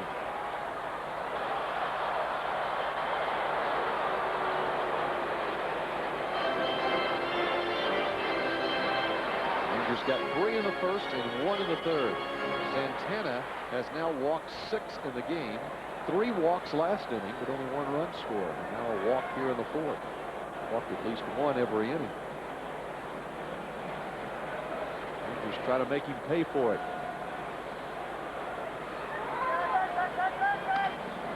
Alicea just back in at first base. That's a tricky little pickoff move right there. The shortstop goes behind the runner at second base to make it look like the pickoff play was at second. And Ortiz went behind the runner at first base and almost picked him off. So you look at second and throw to first, a kind of a timing play. Almost a successful pickoff play. I haven't seen that one very often. Daydream over at first thinking, Royce, get back. Oh, I better get back. Yeah, because it's right in front of you. That's what he saw. Probably thought the play was at second base. Almost a no-look pickoff throw. 2 balls, 2 strikes. This time he throws it into center field. Both runners move up. Second and third. Pickoff plays are great when they work and they can serve to keep the base runners close, but they can backfire too. That time they put the same play on, only the throw went to second base. There's a little bit of daylight there. A real good throw would have made it a close play, but the throw was way off to the left. And here comes Tom Kelly out of the Twins dugout. It's a 2-ball, 2-strike count to Chad Curtis. And runners at second and third. Kelly opts to go to his bullpen here. Santana up near 90 pitches in just 3 1/3 innings. In fact, his last start, 88 pitches in 3 2/3. We've got a pitching change in Arlington. Rangers leading the Twins 4-2 and threatening for more here in the bottom of the 4th inning at the ballpark in Arlington. Yohan Santana's day is done as he leaves after nearly 90 pitches and trailing 4-2. His property on base, a couple of runners. Mark Redmond, the new pitcher. I should let you talk about this guy, Bill. I should. Since he's a Sooner, I'm not even going to say anything about him since I know you've got everything about him. But Mark Redmond, a former Oklahoma Sooner, coming into the ball game with a 1-0 record. He pitched great for the Sooners in 1994 when they won the College World Series. They did win the College World Series, did they not? I wanted to give you a chance to talk about that a little bit. First round pick, 12th overall in the 95 free agent draft. You know, he had a 5-0 record in the postseason, helping the Sooners win that College World Series back in 1994. Boy, a mighty fine performance when the chips were down. Might add that the Sooners beat Oklahoma State this afternoon 3-1. Oh, nice little segue. That was in Oklahoma City at the Southwestern Bell Bricktown Ballpark. He's in a tough situation here, facing Chad Curtis, inheriting a 2-2 count in the infield in. Just got a piece of that one. Well, if you're the hitter in that situation, you'd much prefer that the starter stay in there because you've seen him several times. You've got his pitches timed a little bit better. You bring in a relief pitcher, and he breaks off a sharp breaking slow curveball. That's not that easy to foul that pitch off with 2 strikes. Got to be ready for anything.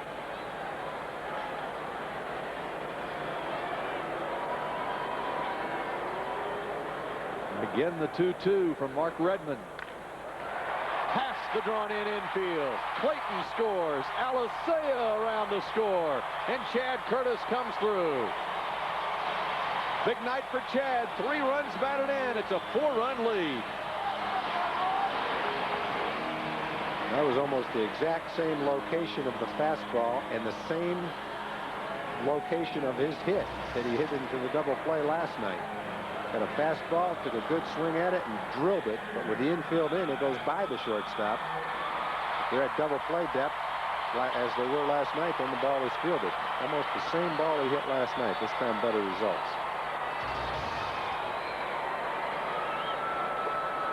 So Curtis is on at first.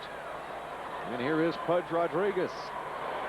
Single and a walk, 2 runs scored for Pudge. There is strike 1.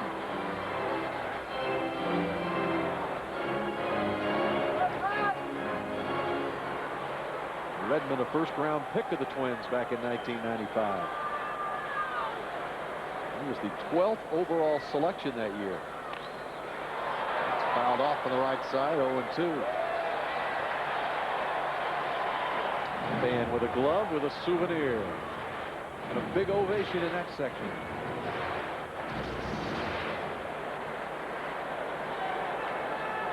Oh, caught right on the heel, and that was a nice catch. Some help from the bare hand. More bare hand than glove. Little chop to third. Koski will throw across to first to get Pudge as Curtis moves to second. 2 down in the 4th.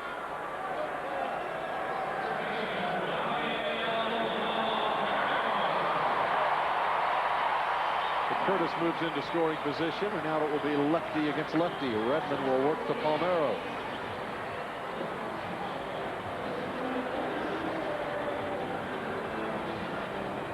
Loppy with the 2-run homer in the first. He walked in the 3rd.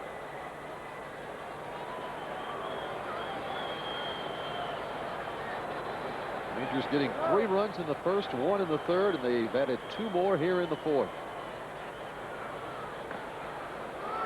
There's a strike. 0-1.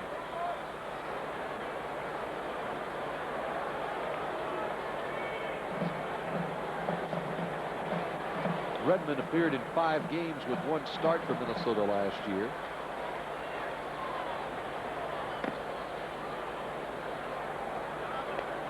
It's a ball and a strike. Tom Kelly used a lot of pitchers in last night's game, as the starter was knocked out in the 5th inning, and tonight the starter knocked out in the 4th inning. Murphy with some good numbers against left-handed pitchers this year. Tries to improve on it. It's a foul ball, first base side. And it's a ball and 2 strikes. And a net on the first base side. Not that impressive, big guy. I'm happy for him, but the girl in the glove is just in a league of her own when it comes to a foul ball compared to a net. Well put. A league of her own. 2 balls and 2 strikes.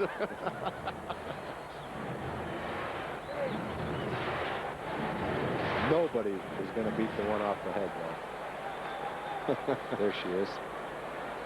She's still beaming. So is her mom. Just another example of how nice it is to be able to take a glove to the game and make a catch. They're still wanting to know exactly how she did that.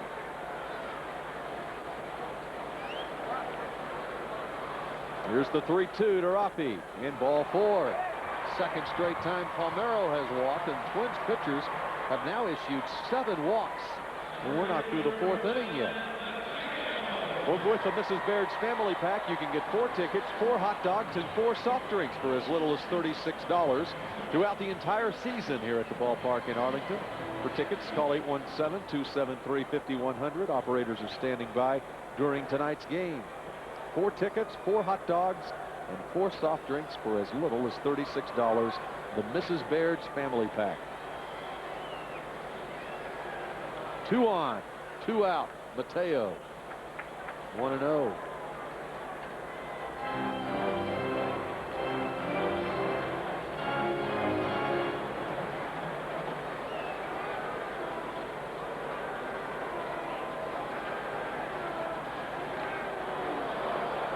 Fouled off the catcher Lee Croy. And that's Smarts. 1-1.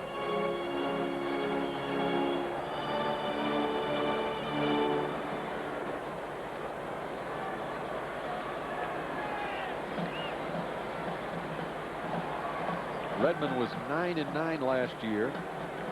AAA Salt Lake City in 24 starts.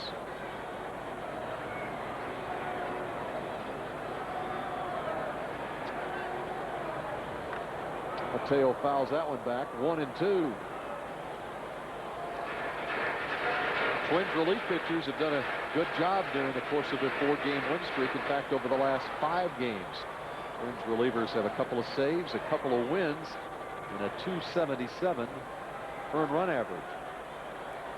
Redmond tries to continue that, but gave up the 2-run single to Curtis past the drawn-in infield. First batter he faced, then he walks Palmeiro, and now he hits Mateo, and the bases are loaded again.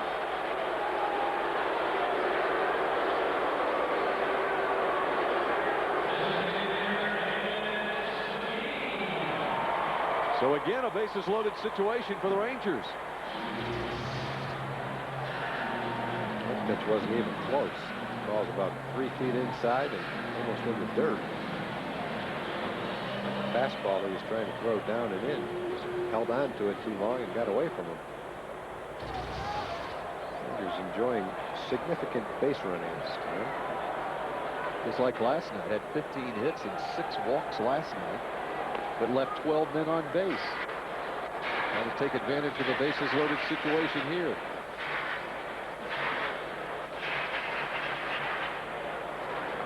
This is the 4th time in the last 6 innings the Rangers have had the bases loaded against the Twins.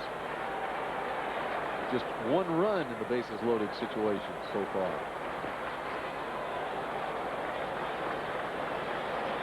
As a matter of fact, no runs in the bases loaded situation. The run last inning came before they loaded the bases. But Segui with good numbers in his career with 3 on base.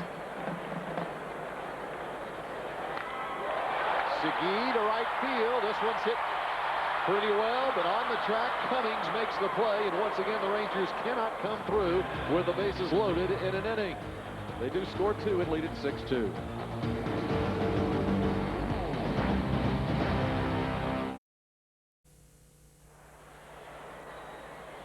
Well, here at the ballpark in Arlington, one huge turkey leg right there. Well, tied him over for a couple of innings. We're through 4 innings. Had a 41-minute rain delay at the outset of this one. And the Rangers have poured on some runs in support of Esteban Loaiza through 4 innings. They lead it by 4, 6-2. This is Torrey Hunter leading it off for the Twins in the 5th. Fouls back the first offering from Loaiza. And Hunter had a single to center field his first time.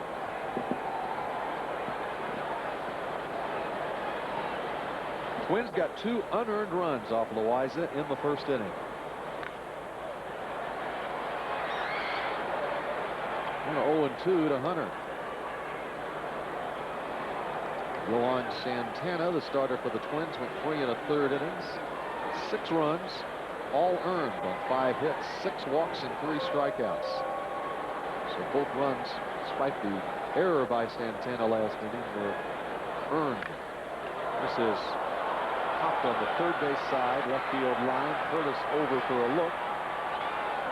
It's just back in the seats, out of play.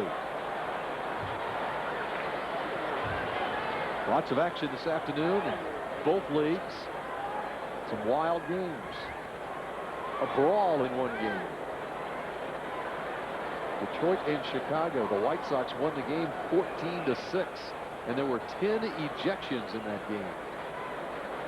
That was a brawl to beat all brawls. That was about as ugly as I've ever seen a baseball fight. And boy, there were some cheap shots thrown in that. Juan Encarnacion, Kareem Garcia. Those brave kind of guys that like to sneak up from behind and punch guys while they're not looking. Well, Kepler headed back, now coming on. Oh, the dive, but can't come up with it. And around to third base goes Torrey Hunter. Like misjudged at the outset, and Kepler tries to make up for it. Great speed, great hustle, but just a little bit out of his reach. And it is on this windy night. It's a tough place to play out there in right field. Sometimes the balls shoot out there, and sometimes they don't. This one Gabe thought was going to carry. It never did, and almost made a spectacular comeback to get that ball. It's when the wind is swirling, you can't really tell whether the ball is going to carry or whether it's going to be knocked down. That one was knocked down. Gabe never had a chance. Well, he will lay out for a ball, too. Boy.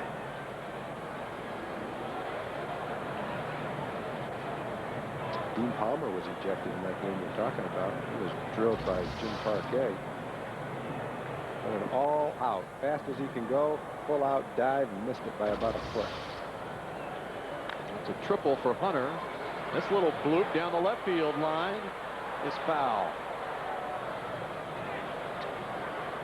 There's no balls, 2 strikes to Todd Walker. Amazing thing about that fight is it lasted for about 20 minutes. Dino charged the mound, and there was fights breaking out all over the place. Then play was resumed, and a couple of innings later, it started all over again.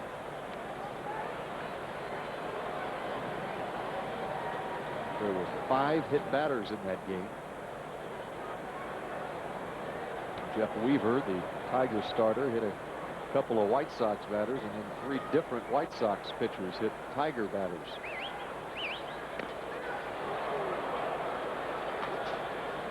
One ball, 2 strikes.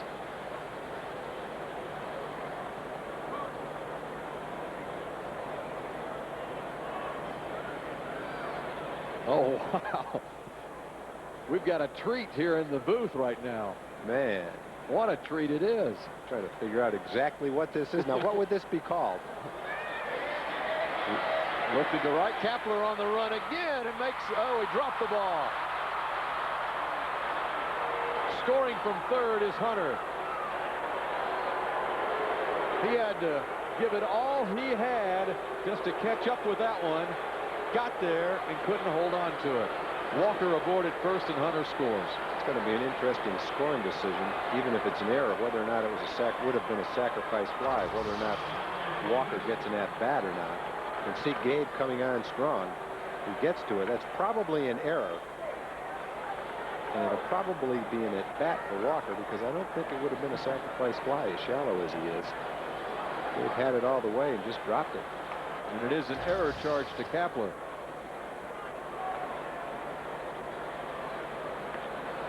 Walker, the runner, over at first base. In the meantime, before the game rudely interrupted us, we were getting ready to talk about two beautiful desserts that were just delivered. Wow. Very nice. Ice cream, strawberries, all sorts of things in these. Fresh bread pudding. Fresh bread pudding. Ice cream, wow. Banana chips, mint, strawberries. Very nice. Might even find a couple of things in there that I would enjoy.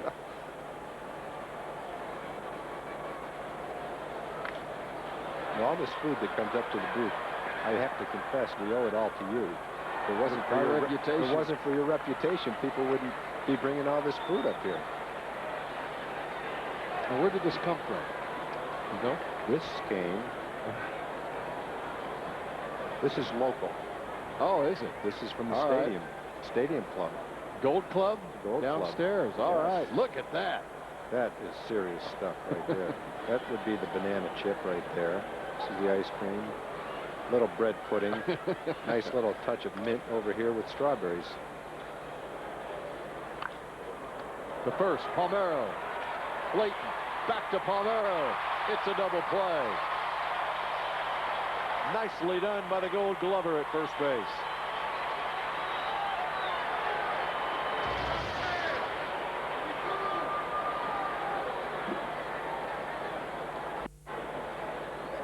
Clayton with the relay back to Palmeiro. Boy, Raffy made that look easy. Not an easy play for a first baseman. You have to field it, throw it accurately, then race back to the bag and catch the throw back from the shortstop. And that was done to perfection right there. Watch Raffy's going to field it, throw it, and then he gets back. On balls that are too far away from first base, you can see Loaiza over there. The pitcher is the one that covers, but when the first baseman can get back, most managers would rather have the first baseman field the ball than the pitcher, who would be on the dead run. And Raffy got back and called off Loaiza and took it himself.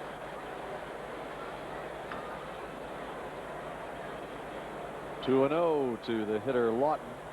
Palmeiro makes the play in the field. Swing and a miss. 2-1. Loaiza 92 miles an hour. Boy, if anyone is watching this down in the Gold Club, I would suggest you try this Sunday. No kidding. Man. Try it today. Forget about Sunday. Oh, you're talking about, oh. This Sunday in front of me. The other thing that I would recommend highly that we've been enjoying lately is the spinach salad that's available in all the luxury boxes. Yeah. Man, oh man. There's a walk. The best item I've ever had at a ballpark. It was humongous, too. Well, the Ford leaderboard, the hits leaders in the American League. And Matt Lawton is on the list, the Twins left fielder tonight. He just drew the walk. 26 hits. Darren Erstad off to a red-hot start for the Angels. Lawton aboard at first with 2 outs. David Ortiz, the hitter.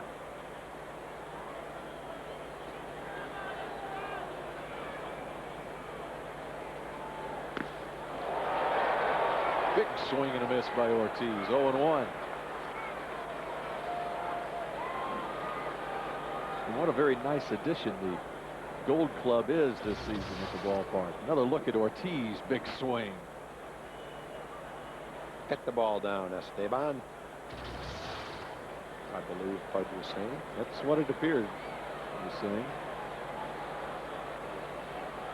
So he throws it right back where the last one was. Don't tell me what to do. I'll throw it where I want to.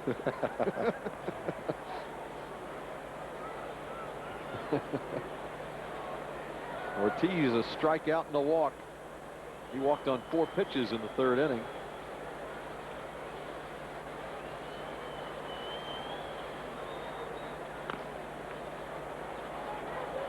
2-1. Come on, let's get this inning over with so I can eat this I know. sundae. So you're sitting there watching that ice cream melt, and it's killing you, isn't it? And now we got a visit to the mound.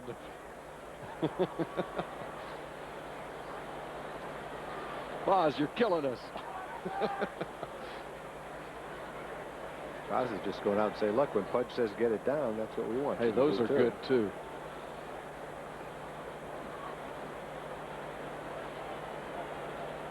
Would you trade what you have in front of you for that?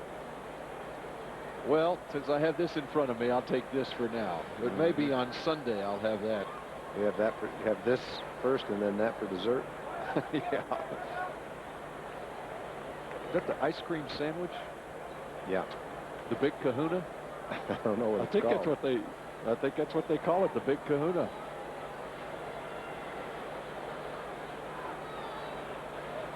Here's the 2-1. Now 3-1 to Ortiz.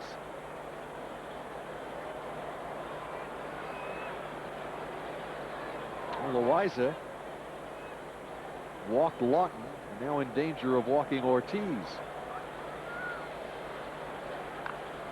It's fouled off to the left side. 3 balls and 2 strikes.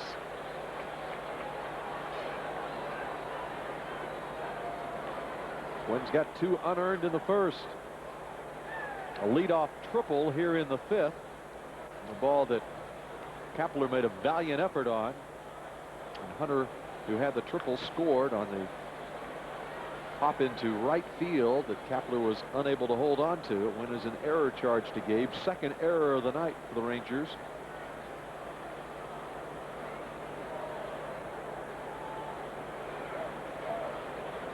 And now with 2 outs, Lawton gets a running start, and the 3-2 pitch is fouled back.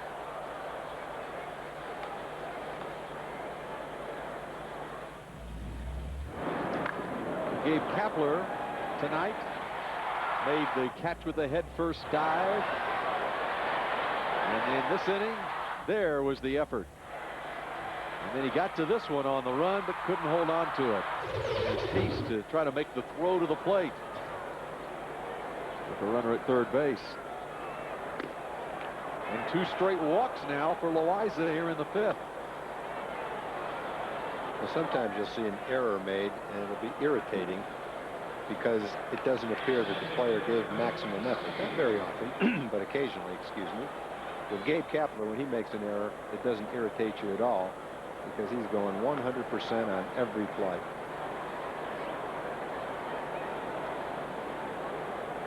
Well, the Twins now with 2 on and 2 out here in the 5th.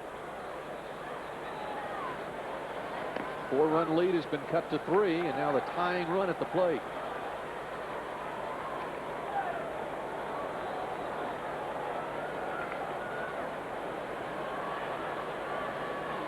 Husky popped to short in the first. He struck out. A little check swing in the 3rd to end that inning. Ground ball deep short. Clayton trying to get the throw over to Palmeiro, but he's off the bag, and Husky is safe. The bases are loaded. Boy, what a great effort by Clayton just to make it close at first base. Rice threw that ball off balance and almost made the play. It's a terrific throw. It's a nice play by Raffy, too. Ball's going to take a short hop. And a good call by the first base umpire, Alfonso Marquez, it would appear. Looks like his foot's on the bag, and as the ball goes in his glove, the foot comes off the bag. Close play, but he was right on top of it. Saw it all the way. He made the call. Looked like a good call. It was close. Now the Twins had the tying run on base with 2 outs, 2 walks, and an infield single for Husky. Here's Midre Cummings. Another look from this angle. Boy, that's close. His foot is almost on the bag, but even with a slow motion replay, it's tough to tell exactly. I think the first base umpire made a good call. Shot provided by the man in the crow's nest, Phil Crow. Foul ball.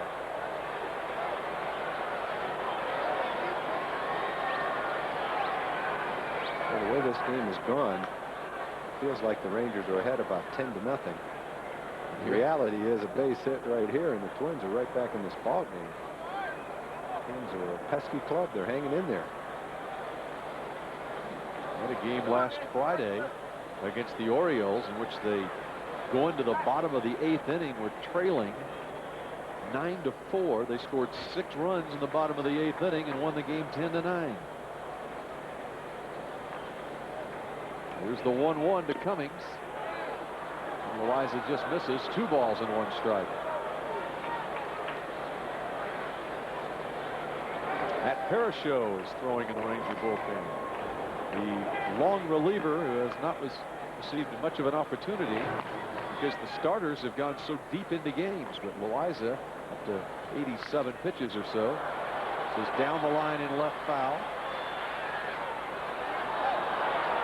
It's 2 balls, 2 strikes.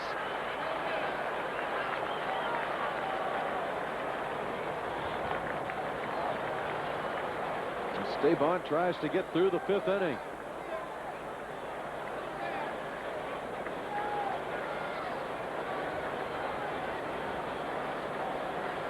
And having to throw a lot of pitches in this inning. He's around 30 pitches in the 5th inning alone.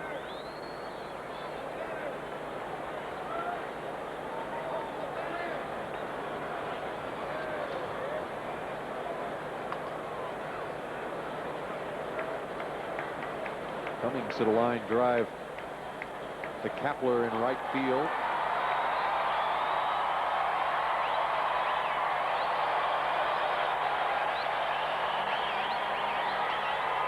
Down in the dirt, and Pudge keeps it in front of him. Nice job by Pudge. Hard slider down in the dirt. Those balls can easily ricochet off your chest protector and allow that run to score from third, but Pudge smothered this one. Not an easy one to block.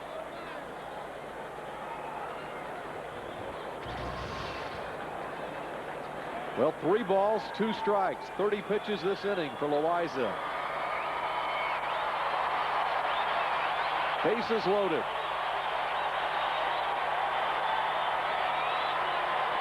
Swing and a miss. Loaiza gets out of the 5th. Twins leave them loaded. 6-3. Rangers lead it by 3 at the halfway point.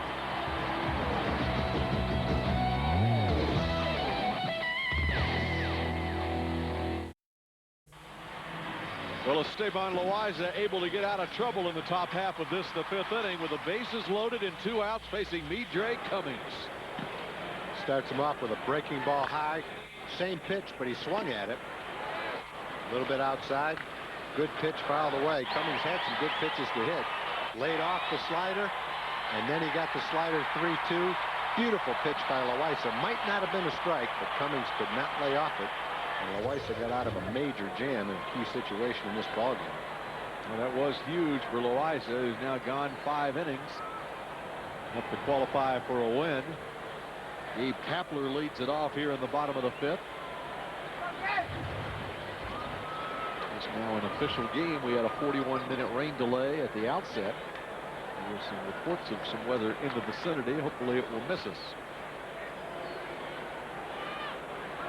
2-0 to Kepler, and the early returns are in on this bread pudding from the Gold Club, and rave reviews from here. Tom is eating, so he cannot give his review right now. 2-1. Very much a thumbs up. It's very Would good. you say? Thumbs up.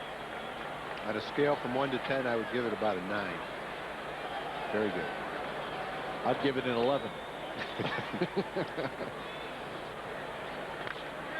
Kepler to left. Lawton coming on. Can't come up with it. Kepler with a big turn at first. He'll hold on. Gabe almost had one taken away, like he has taken a couple away from Twins in this series. Well, that one feels good. Gabe's been struggling offensively. It's nice to have one fall in. And it was almost taken away from him. It's a pitch inside that jammed him. Lawton had a shot at it, got his glove on it, but let's see if it's in his glove. Going off the tip of his fingers, could not hold on to it, and Gabe has himself a base hit. Well, leadoff man is on, and here is Clayton. Royce has walked and singled. Singled through the right side his last time up. And the average keeps rising. He's at 212. 4 hits in the series for Royce. And it's 2-0.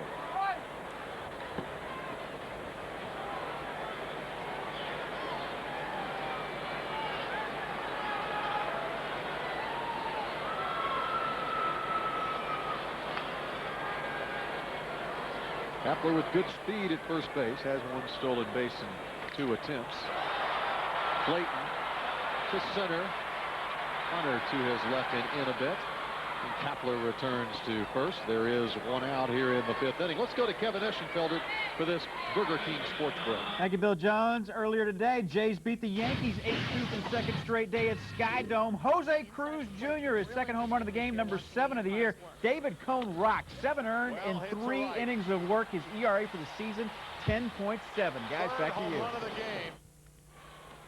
All right, thank you very much, Kevin. Isn't that something? The Yankees have had won 8 in a row.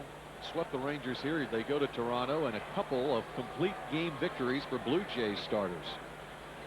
The last couple of days, Chris Carpenter last night and Kelvin Escobar today. And David Cone gets roughed up. Tom Evans, the hitter, with a man on and 1 out.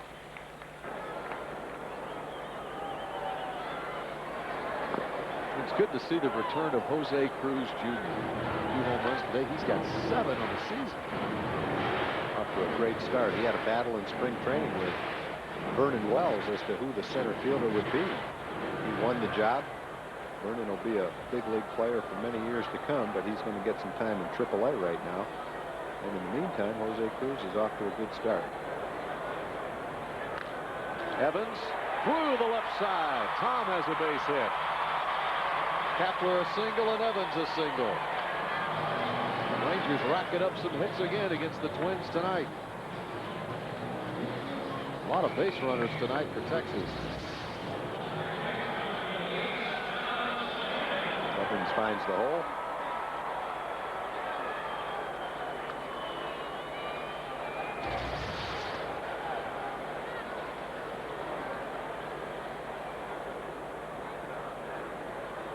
One for 3 is Evans.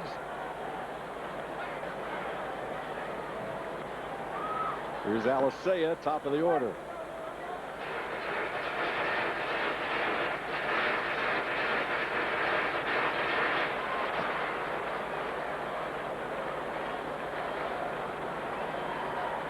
One and 0 to Luis. He walked last time. Redmond just misses. 2-0.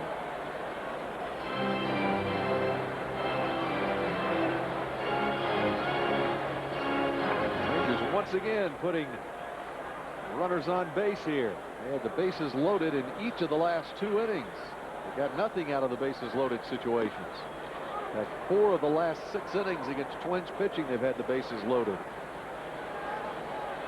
And have yet to cross the plate in those situations.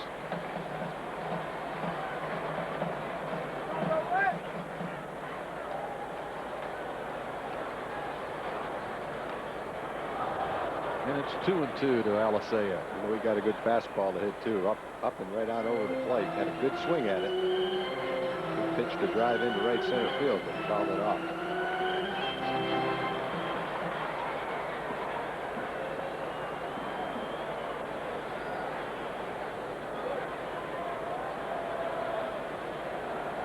Two balls, 2 strikes to Alicea. Now 3-2. Redmond in danger of loading the bases again here in the 5th. It would be the 3rd straight inning.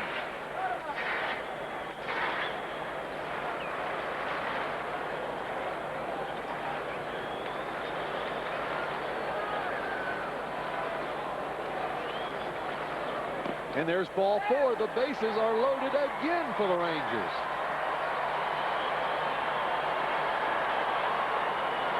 Eight walks for Twins pitchers tonight. Rangers take on the Twins again tomorrow. 2:05 start time on Easter Sunday. Boston Red Sox come to the ballpark Monday through Wednesday. Monday, Decker Foods Dollar Hot Dog Night. For tickets, call 817-273-5100. Operators standing by to take your call right now. The Red Sox in here Monday through Wednesday, and the Red Sox were rained out again today. No rain tomorrow in Boston, say the Rangers. Pedro Martinez now pushed back to tomorrow to pitch. If they get rained out again tomorrow, he'll be pitching here Monday. If they do get the game in tomorrow, Rangers will miss Pedro. Chad Curtis has a chance to have a pretty nice day. He's already had a pretty nice day. 2 hits and 3 RBIs. Now he's up there with 1 out and the bases loaded. Grand slam would make him the 4th player this week to knock in 7 runs in a game. This is the 5th time in the last 7 innings the Rangers have had the bases loaded against the Twins.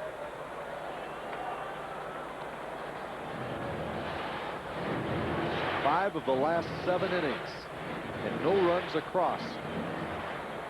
And they get the bases loaded. Trying to break that string.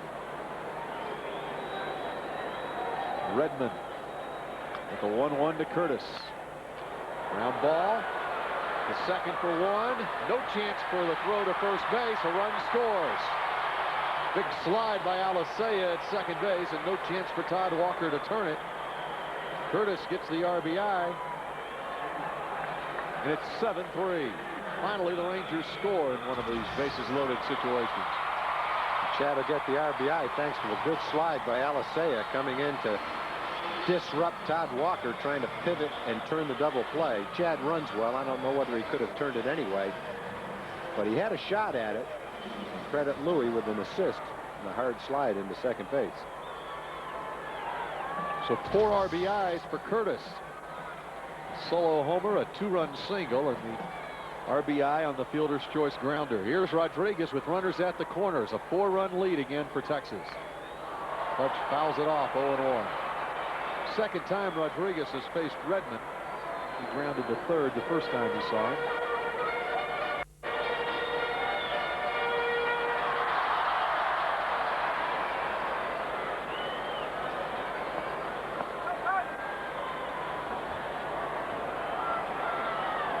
Rangers have 8 hits and 8 walks in this game. And a hit batter. 17 base runners.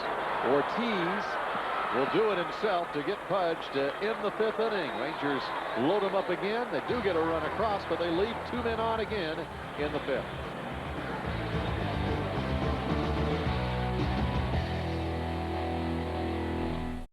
Well, for the second straight game, the Rangers against the Minnesota Twins have had a ton of base runners. They have 7 runs across in support of Esteban Loaiza.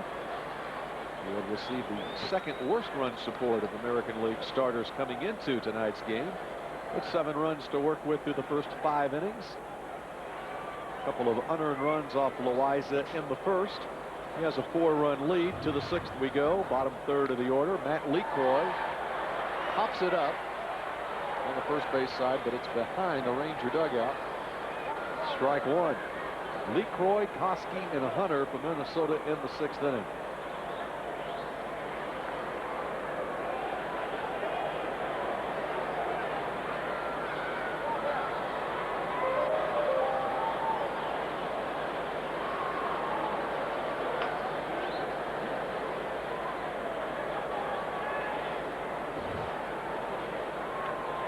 That one's fouled back. 0-2.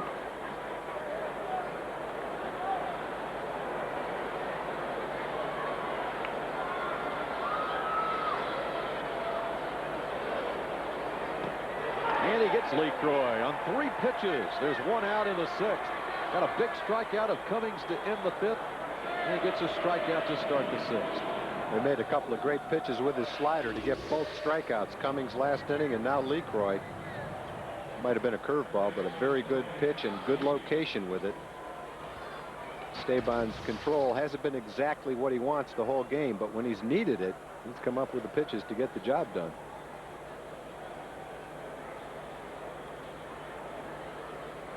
And for once this year. In the third start, he's getting some runs scored for him, so he's not pitching in a tight game. He's got a little bit of margin for error tonight. Loaiza trying to even his career record at 40 wins and 40 losses. He's 12-12 as a Ranger. They're coming over in the trade in July of '98 from the Pittsburgh Pirates. 2 balls and 1 strike to Koski.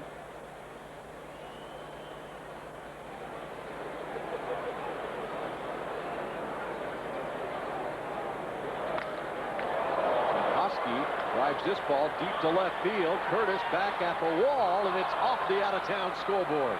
Koski into second base. He's got a stand-up double. With 1 out, the Twins with a runner in scoring position in the 6th.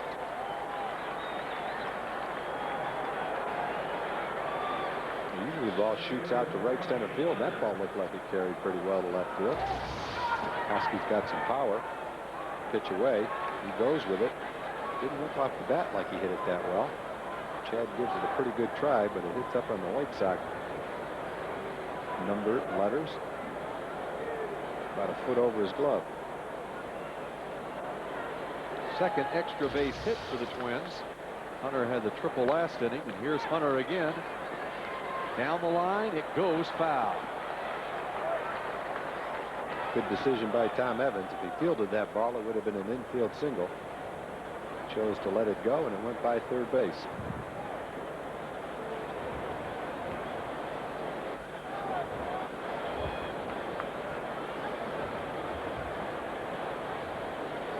Johnny Oates, Ed Napoleon, Dick Bosman, coaches in the Ranger dugout alongside Johnny. Trying to put away these Twins, but they have been a pesky bunch. And it's a ball and a strike to Torrey Hunter. Hunter with a single and a triple in tonight's game.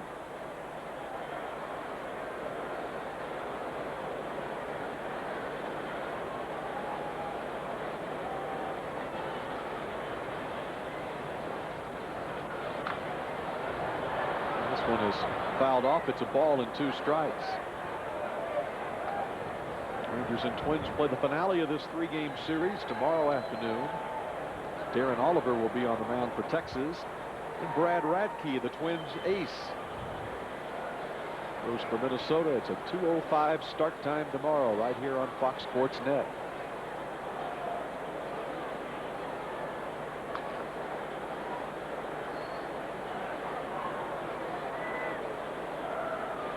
Loaiza with the 1-2 to center field.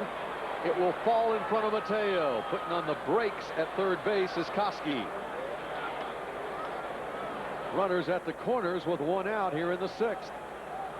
Ruben fielded that ball in center field with no intention of throwing home. Take a look at the swing. Off the handle, jammed him. He punched it into center field for a soft single. Ruben, I think, feels like there's no play at the plate. Watch him field this ball. He just comes in, he's getting perfectly content to throw it to second base, but fortunately the runner was held at third base.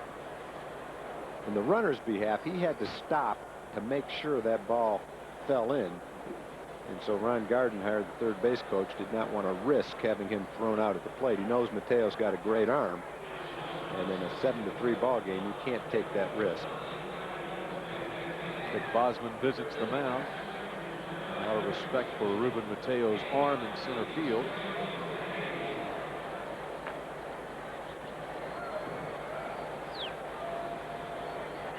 Well, the Twins, second straight inning, something going against Loaiza. He was able to get out of the bases loaded situation in the 5th with the strikeout.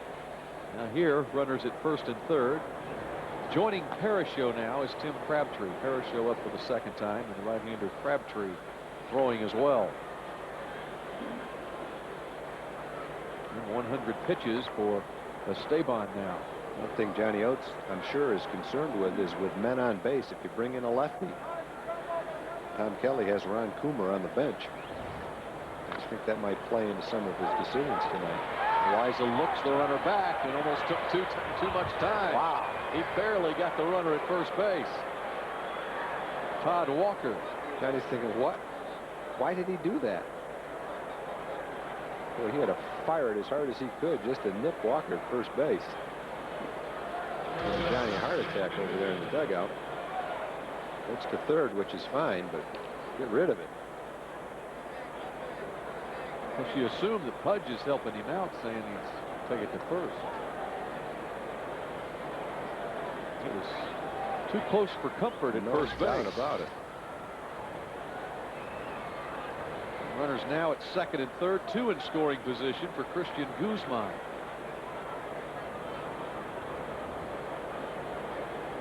Switch hitting shortstop. Fine young player who's off to a hot start this year. Had a big spring for the Twins as well.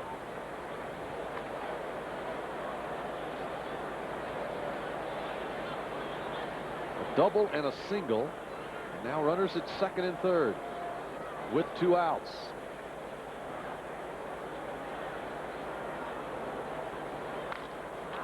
Guzman pops it into left.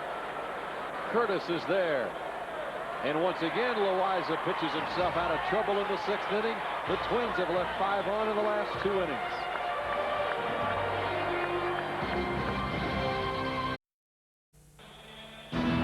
It's time for the Sonic Slam inning, and tonight's jackpot is worth $200, plus 2 tickets to a Texas Rangers home game and dinner for 2 at Sonic Drive-In. Tonight, the Rangers are hitting for Flan Monk of Dallas. If a Texas Ranger hits a grand slam during this inning, Flan Monk of Dallas will win $25,000. $200 if Rafael Palmeiro hits another home run. He's already got 1 tonight. It came in the 1st inning. Fouled back. Palmeiro with a homer and 2 walks. Rangers try to add to a 7-3 lead over Minnesota. Bill Jones along with Tom Grieve. And good to have you along here on Fox Sports Net. We had a 41-minute rain delay just prior to the first pitch tonight. The rain came down, delayed the start of this one, so we'll do it on a late night on a Saturday night in front of a big crowd. Palmeiro to left, seeking in front of Matt Lawton. And Rafi is aboard. 4th straight time Palmeiro has reached base. He's 2 for 2. Slicing, sinking line drive. Lawton wasn't sure whether or not to make a try for it. He was able to keep it in front of him. Rafi goes the other way and hits it on the nose. Lawton pull up and keep it in front of him. Rodriguez likes what Palmeiro did in his at-bat to lead off this 6th inning. Here is Ruben Mateo. And Ruben has reached base all 3 times. A walk, an RBI single, and he was hit by a pitch in the 4th. Base runners continue for the Rangers. 9 hits, 8 walks, and a hit batter. It's 1-1. Mateo's batting average keeps climbing. He's up to 288.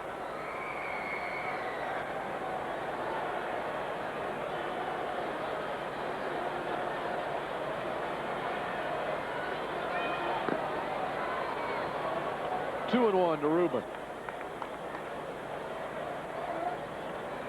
Mateo probably saw some of Redmond last year in the Pacific Coast League with AAA Oklahoma in the first 2.5 months of the season before he was called up to the big leagues.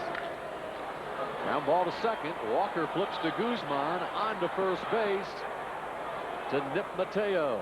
And the double play erases the leadoff single by Palmeiro.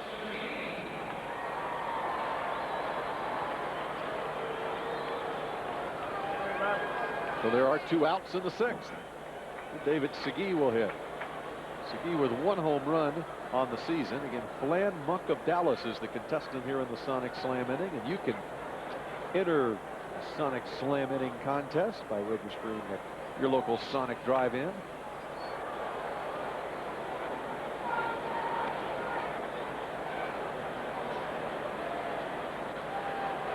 Tonight in St. Louis, Mark McGwire has a home run, as does Fernando Tatis. McGuire's 4th home run of the season. Tatis with number 5. McGuire missed 7 straight games with back pain.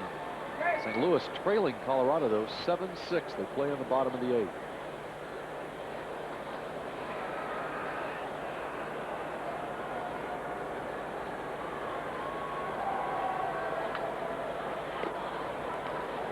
Two and 1 to Segui. Astros are struggling. They lost in 10 innings to the Padres this afternoon, 8-6. Houston is now 6-10. Both Texas teams with a 6-10 record right now. Rangers doing their best to go to 7-10 right now, though. 2 balls, 2 strikes to Segui. Roger Cedeno had 4 stolen bases for the Astros in that game. Jeff Bagwell is 6th home run, but not enough. San Diego won.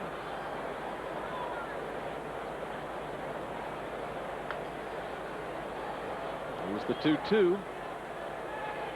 And 3-2 to Segui.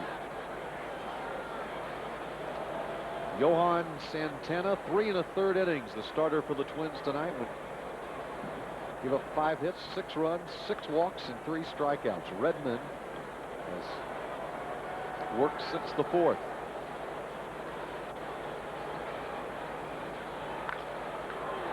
Popped up first base side. Over for a look is Ortiz, but it's back behind the Ranger dugout. 3 balls, 2 strikes.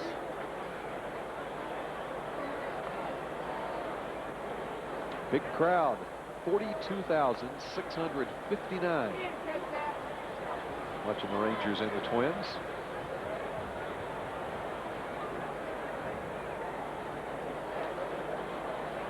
At 35,000 plus last night here.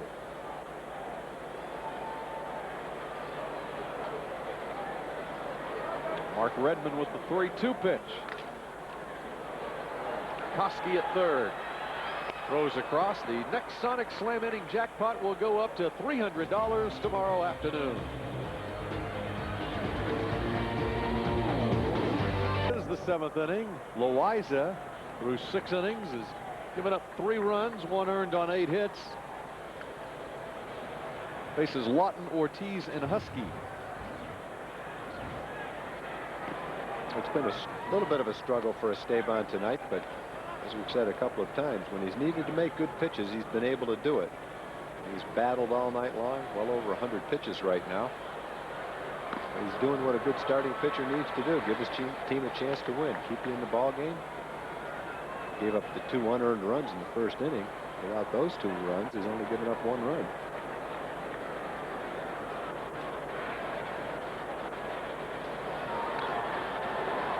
It's fouled back.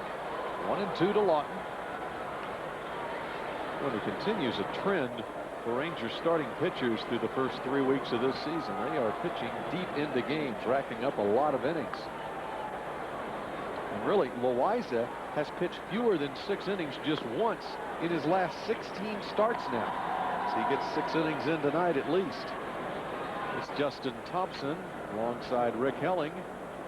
Thompson makes his next rehab start at AAA Oklahoma against Memphis on Tuesday. Won't be long, and Thompson will join the rotation. Tom Evans, foul territory, makes the play, and there is the first out here in the 7th inning. Thompson started at AA Tulsa the other day. And Rick Helling's off to a terrific start for the Rangers. Put back-to-back great starts together. And Rusty in the dugout. Rusty's on the disabled list. Keeping things loose in the dugout, apparently.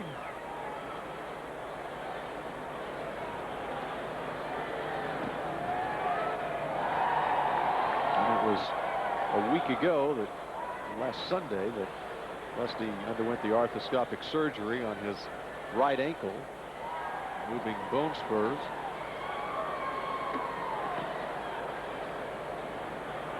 And it was, at the time, believed to be 4 to 6 weeks before Rusty would be able to come back. So that would put it at mid to late May. Ortiz to left center field. Long run for Ruben Mateo, but he tracks it. Two down in the 7th. Coming up immediately after the game, it's the all-new National Sports Report, the nightly news show that recaps the day in sports from a fresh perspective. Tonight, it's the Spurs and the Suns. They'll recap the Padres and Astros. All-pro scores the first 10 minutes as well. The National Sports Report tonight after the game on Fox Sports Net.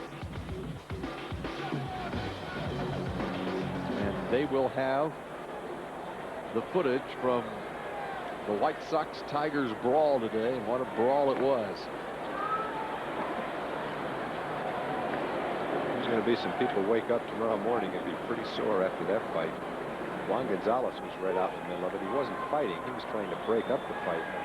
He was lifting bodies and pushing people in a positive kind of way. He's going to be sore now. Keith Holt got punched in the eye. I don't know if he needed stitches or not, but when he came off the field, it looked like he might. Did you say that there was one player who came out of the clubhouse, it looked like? They said that, and I didn't see this. I didn't see the second fight, but one of the players thought that Dean Palmer, who had already been kicked out of the game, came back out of the clubhouse during the second fight. There's going to be some heavy fines, you would think, and maybe some suspensions handed down once the films are reviewed by the commissioner's office. Johnny Oates was saying before the game back in the 80s, I believe it was, early 80s, Rick Sutcliffe came out of the clubhouse. He had already left the game. He had hit a grand slam home run earlier in the game. Sutcliffe came out. He just had shorts on and a T-shirt and basically was ready to get in the had ice on his arm and joined the fight. The only time he's seen someone come from out of the clubhouse, obviously, to join in a fracas on the field.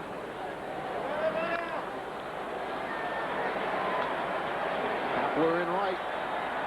He has it. An easy inning for Loaiza. It is stretch time, and Esty has gone 7 tonight.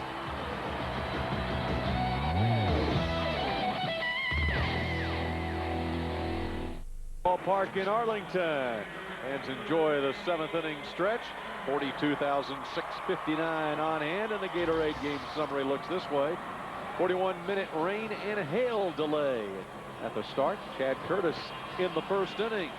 Could have brought some rain with the home run he hit. He's 2 for 4. Palmeiro also homered in the first. He's 2 for 2. Loaiza has given up just 3 runs, 1 earned in 7 innings. 116 pitches for Esteban tonight. Trying to rack up his first win of the season. He is on his way. Here's Kapler, bottom third of the order. Gabe skies this one to left. Shallow. Lawton. And 1 pitch. There's 1 out here in the 7th.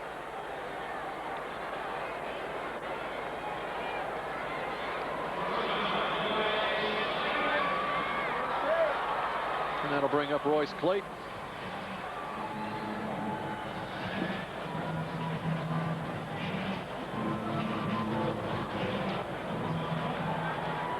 Big 12 baseball tonight down in Austin. Texas beat Baylor 7-4.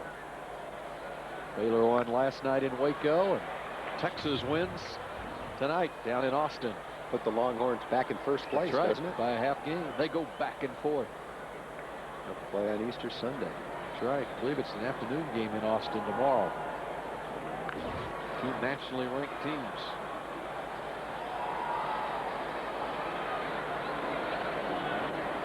Baseball sure has gotten stronger and stronger over the years in Texas at every level. And the kids their age right on through the colleges. Was that lightning? Oh, I think it was. Wow. That was a severe crack of lightning down right field. Didn't hear it, but man, could you see it. All in 2 strikes to Clayton.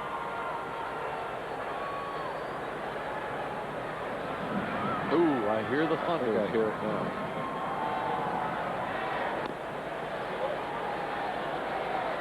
Either that's thunder or my stomach growling.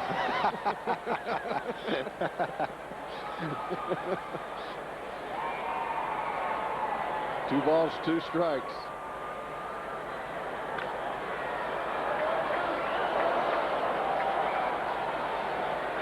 Well, we had rain right before 7 o'clock. We were told that there was more rain to the west. Hopefully it won't hit us here, but it's rather ominous. 2 balls, 2 strikes. Fouled off again. We'll get your fix of baseball news, highlights, and analysis on Fox Sports Net Baseball Today, the new half-hour weekday news program devoted exclusively to Major League Baseball. It's Fox Sports Net Baseball Today, weekdays at 5 on Fox Sports Net. More lightning here.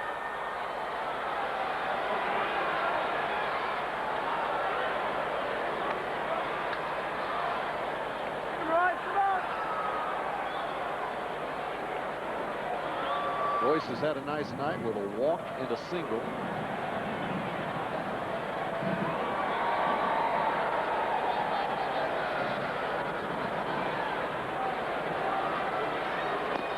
And a swing and a miss.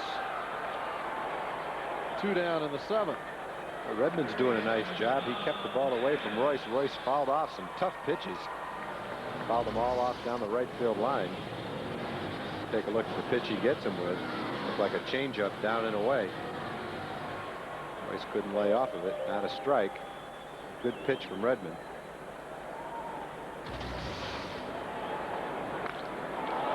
Evans to right center field. Going back on it is Cummings. And it one-hops the wall. Evans to second base. He'll put on the brakes there. Tom Evans has his second straight hit. He's 2 for 4 tonight.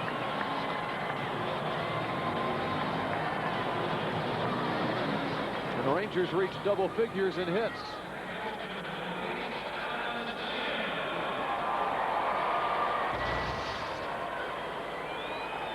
And Tom drove this ball to the gap in right center field. Cummings gives a good try, but shied away a little bit when he got near the wall and couldn't come up with it. Cummings had a long way to go for that ball and almost came up with it. 3 doubles on the year for Evans. He's in scoring position for Alicea. And Luis bloops one over the head of Guzman. Around to score is Evans. And Luis headed for second base. He is in there. Back-to-back doubles. 8-3 Texas.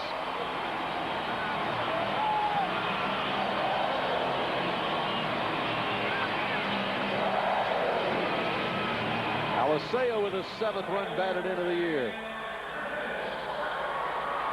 Tom smoked his double. Louis just dumped one into left center field. Off the end of the bat. Like a changeup.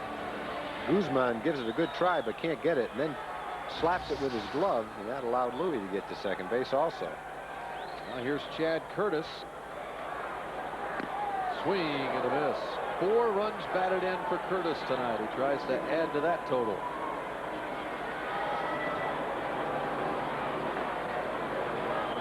Curtis now with 6 runs batted in on the season.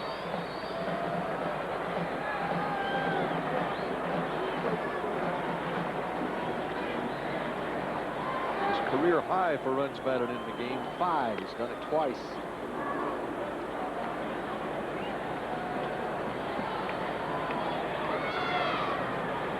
Solo homer in the 1st, 2-run single in the 4th. And a ground out for an RBI in the 5th.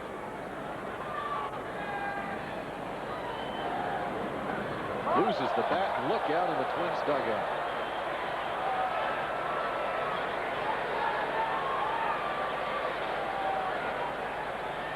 Or the photographer's well over there.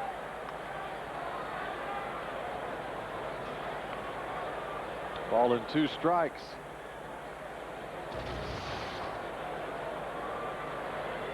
Chad fooled by an off-speed pitch, probably a changeup, couldn't hang on to the bat. Fortunately, that missed everybody. That's tough for the photographers down there who are concentrating on other parts of the field. You just kind of see it out of the corner of your eye and get out of the way.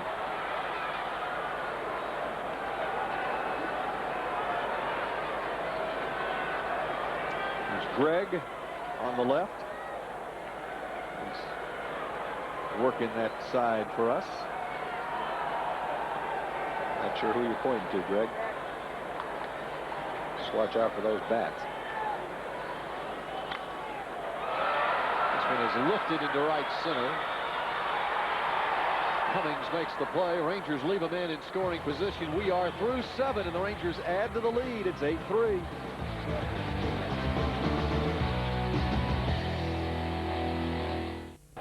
Dre Cummings stands in against Esteban Loaiza. Loaiza 116 pitches in the first 7 innings.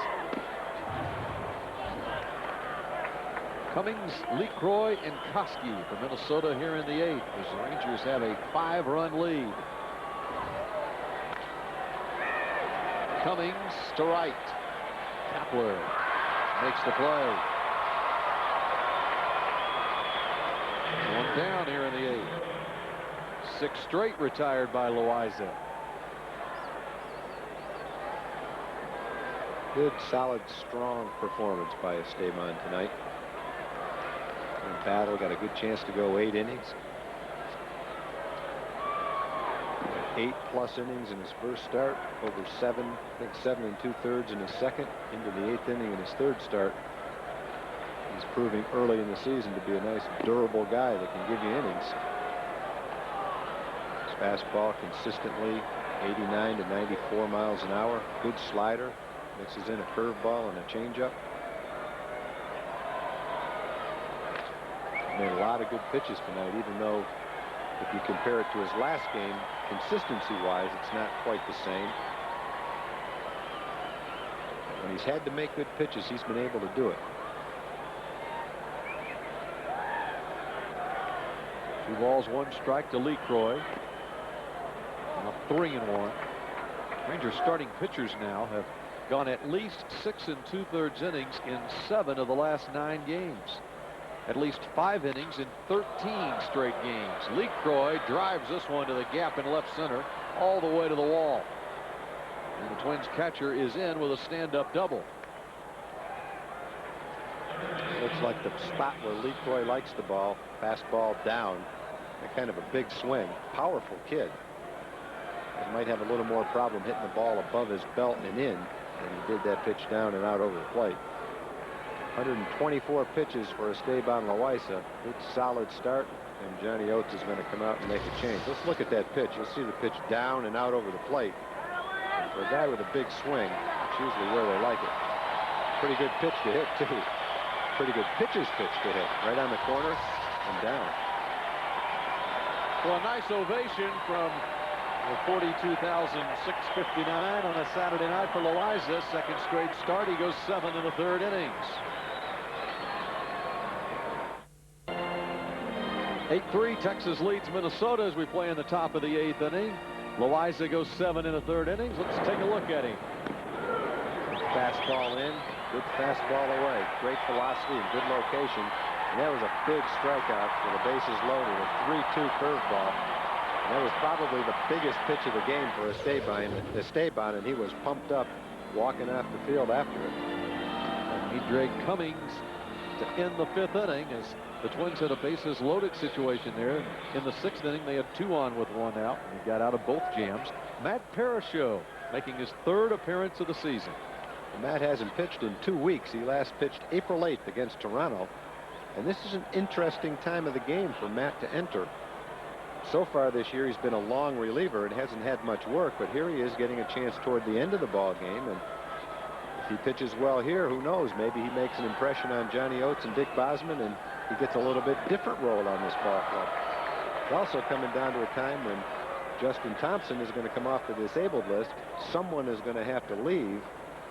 And I know they don't want Matt Parasho to leave. If they do, they're going to lose him. They might want to just up his role and see how he responds.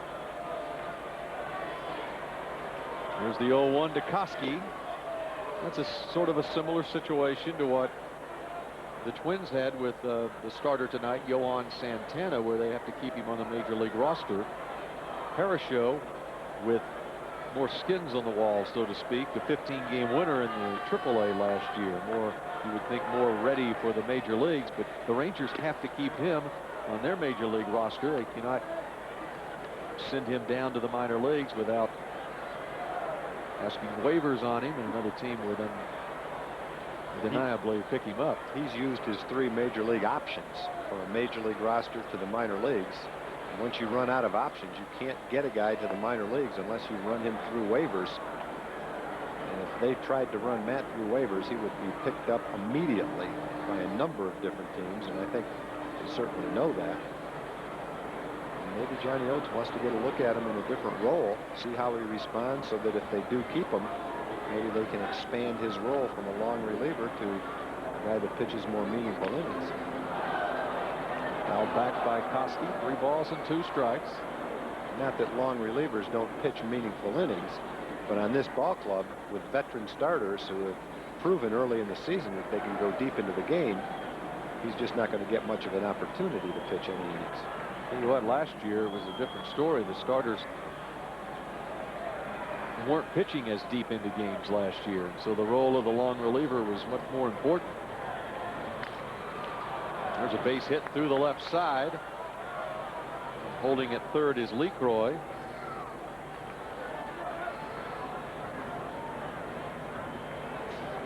Well, that's a guy.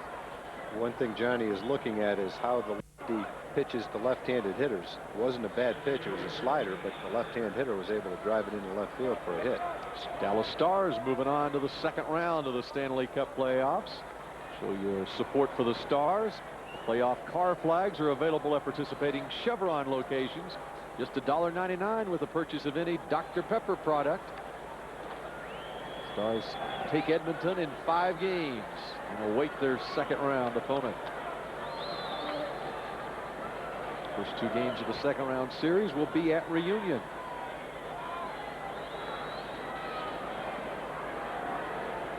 First and third are the runners. Torrey Hunter, the hitter. Hunter pops it up. Evans in front of the Twins dugout makes the play. 2 down in the 8th.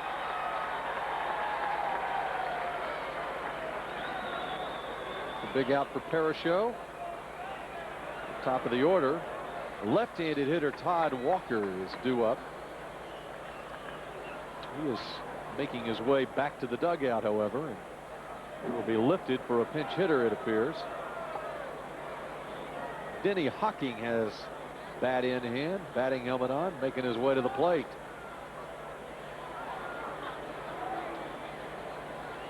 So Parachute will instead face Hocking, hitting from the right side. Twins try to get back into this one.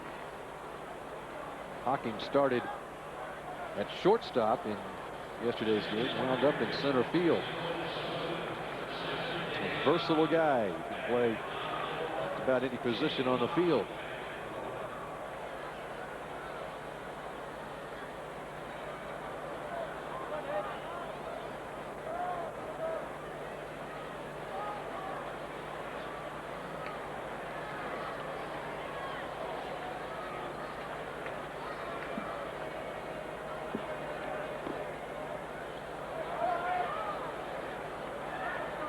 It has been right at 2 weeks since Parachute worked in a game.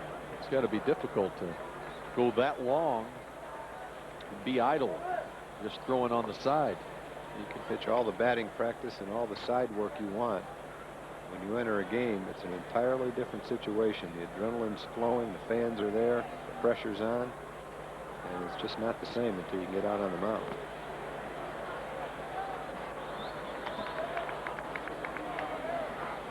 2 balls, no strikes. Here's the hot zone for Hocking. Now that's an unusual hot zone right there. He likes the ball away and hates it right down the middle. That's the first guy I ever saw that didn't like the ball right down the middle.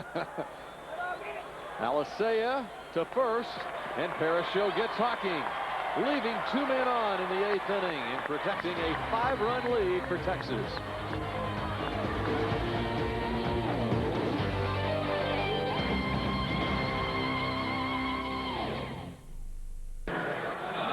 Here at the ballpark in Arlington, the Rangers taking on the Minnesota Twins and leading it 8-3. Why did they talk him into doing that? You can't just say go Ranger. You got to have the S on it. It's not just one Ranger they're rooting for. It's all the Rangers. Poor little guy's freezing. Can't wait to get his shirt back on. Maybe he argued to get in on it. You never know.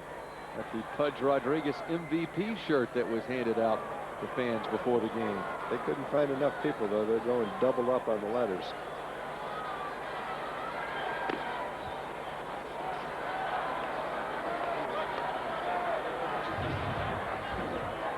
And the MVP is at the plate to start the bottom of the 8th inning. Rodriguez, Palmeiro, and Mateo against Redmond, who came on in the 4th inning.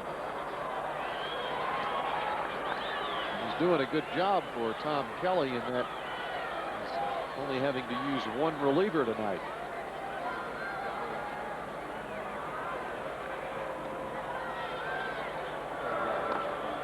Ground ball right side. Slowly hit. Ortiz to the pitcher covering. And Pudge is an out at first base.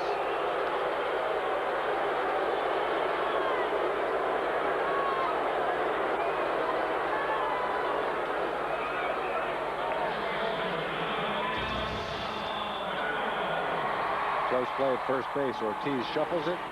Redmond's foot just does beat Pudge. Pudge tries to help the umpire out with a call. Watch him go across the bag.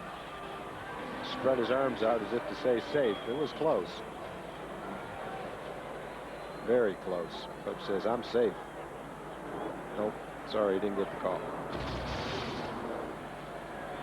So 1 out, and here's Palmeiro, who has reached base safely 4 times. 2 walks, a homer, and a single.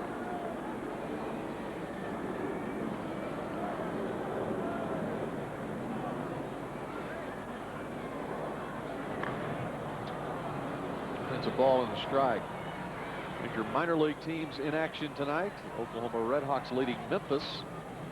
Behind Ryan Glenn, lead at 7-2 in the 7th inning. Glenn's off to a nice start, looking for his 3rd win against no losses for AAA Oklahoma. Ball and 2 strikes. Tulsa taking game 1 of a doubleheader against Arkansas 7-5. Jason Romano with the game-winning 2-run double in the final inning. Boy, those Tulsa players are hitting the ball.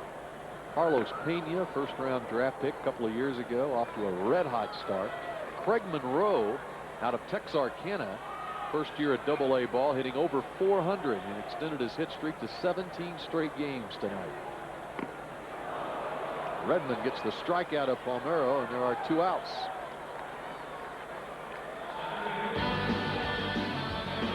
Well, Formula One British Grand Prix. It's tomorrow at 10 a.m. on Fox Sports Net. Michael Schumacher returns to the circuit in search of his 4th straight win. It's the British Grand Prix, 10 a.m. tomorrow, right here on Fox Sports Net.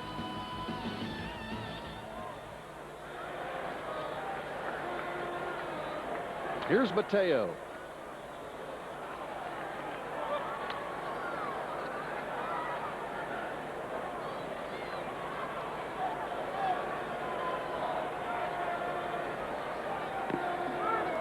Just low for a ball, 2-0.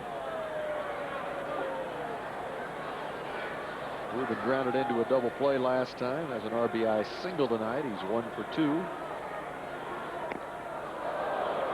Rubin going for a long one right there.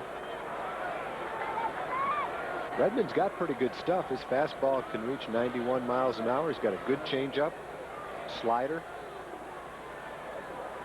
One of those guys, all he needs is the opportunity to learn and grow at the big league level. He could be a good solid pitcher. Popped into shallow left. Guzman back for it. And it's a 3-up, 3-down inning for Redmond in the 8th inning. He does the job in relief of Santana. We go to the 9th. Rangers a 5-run cushion.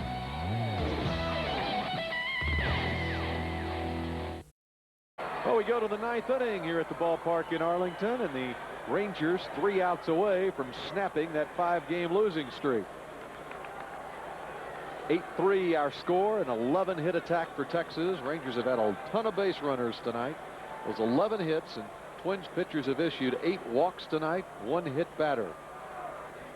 So 20 base runners for the Rangers. After getting 21 base runners last night, but not coming up with enough against the Twins.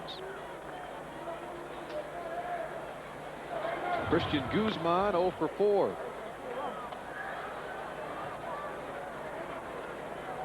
Guzman trying to keep a streak alive for him, having reached base in 17 straight games.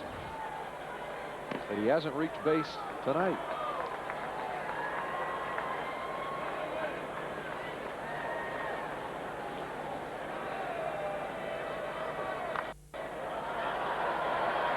Off foul and out of play. 2 balls and 2 strikes. Twins and Rangers again on Easter Sunday tomorrow afternoon at 2:05. Darren Oliver against Brad Radke. Radke, the ace of the staff for the Twins.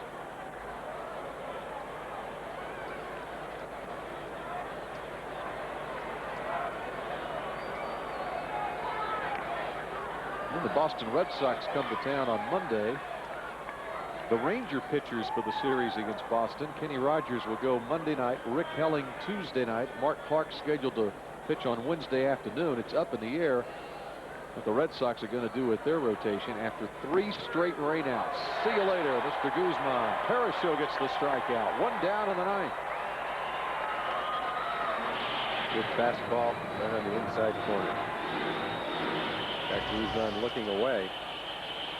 He zipped it right on the inside corner. You can see him kind of diving into the ball. And you can see that, boy, that is right on the corner. Just what it looked like.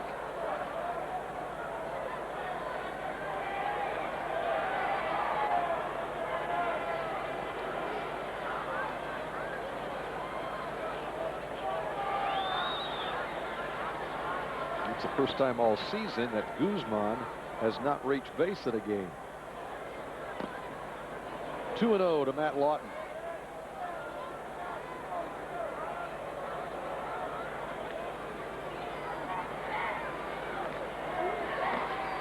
And now 3-0. You recall Parasho made the start in the final regular season game last year. Pitched very well. 6 innings, he struck out 12. It's a 4-pitch walk to Lawton here. As Dick Bosman is on the phone to Larry Hardy in the bullpen. The 2 lefties he's faced have reached. Koski had a base hit to left, and now Lawton has walked. That's one of the things Johnny wants, I'm sure, to see is how Matt pitches to the left-hand hitters. Jim Crabtree is up in the Ranger bullpen.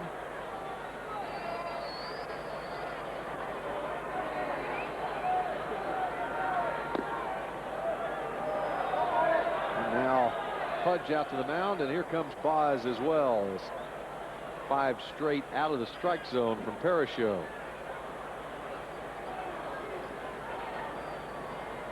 The Rangers trying to go to 7-10 on the season. Won't be able to pick up any ground on first place Seattle in the American League West as the Mariners won this afternoon. Coming up immediately after the game, it's the all-new National Sports Report, the nightly news show recapping the day in sports from a fresh perspective. NBA playoffs underway. Complete recap of the Spurs and the Suns. The Padres playing the Astros this afternoon. All pro scores the first 10 minutes. The National Sports Report tonight after the game right here on Fox Sports Net.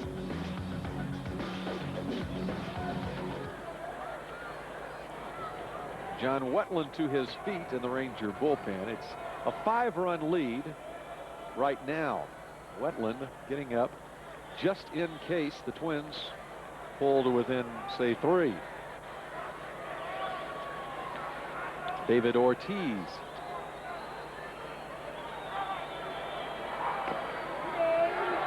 And there's a strike, 1-1.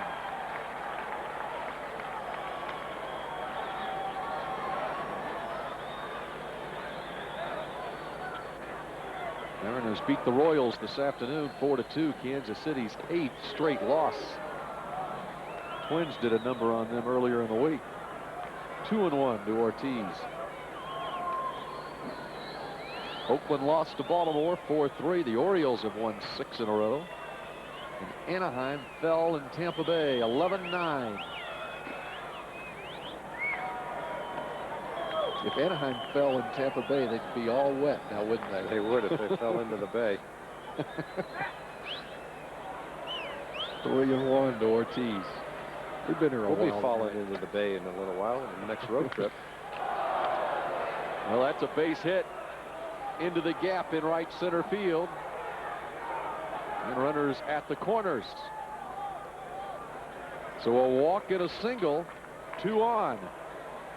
The one thing that's hurting Matt right here is his inability to get the left-hand hitters out. Base hit by Koski, base hit by Ortiz, and a walk to Lawton. And the opportunity was here tonight to make an impression. I'm not so sure that Matt was able to do that by not getting the left-hand hitters out. And so now Tim Crabtree makes his way from the Ranger bullpen as Parasho leaves. We got the final 2 outs of the 8th and the first out in the 9th. We've got a pitching change. Rangers leading the Twins 8-3. We play with 1 out in the 9th inning, and Rangers got going early on against the Twins. Chad Curtis, second batter of the game for Texas, turned on one from Johan Santana. A home run, his second of the season. Rangers are on the board, cutting a Minnesota lead to 2-1. Rafael Palmeiro, 2 batters later, adds a 2-run shot, his 6th of the year. The long ball for the Rangers early. Now Tim Crabtree tries to finish it late. 8-3. Texas tries to hold on. The numbers for Krabby. 0-1 on the season. Tim in his 9th ball game. Trying to close out this ball game. It's taking a while to close it out. I hope he closes it out pretty quick, because it's starting to rain and the thunder and lightning are getting close, it feels like. So come on, Krabby, let's go. Ground ball to shortstop. Double play. The vision from above. We want no rain delays. No kidding. I got to get a good night's sleep for that day game tomorrow. Imagine how bad I'd sound if I didn't get a good night's sleep. Some lightning. 2 balls, 1 strike.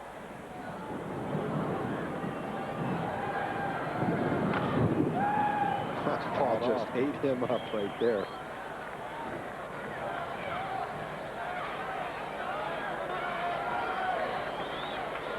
Two balls, 2 strikes. Runners at the corners for the Twins with 1 out.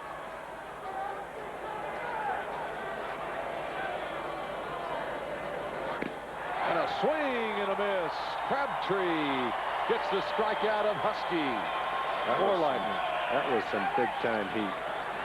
Power versus power, nothing fancy. Here it is, big guy. See if you can hit it. 95 miles an hour.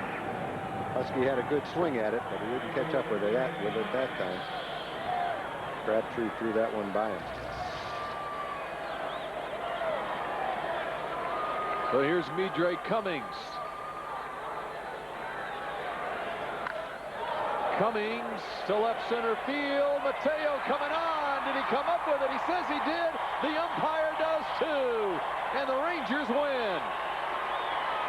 Ruben Mateo with a terrific play. The shoestring backhanded grab in left center field. And see you later. 5-game losing streak.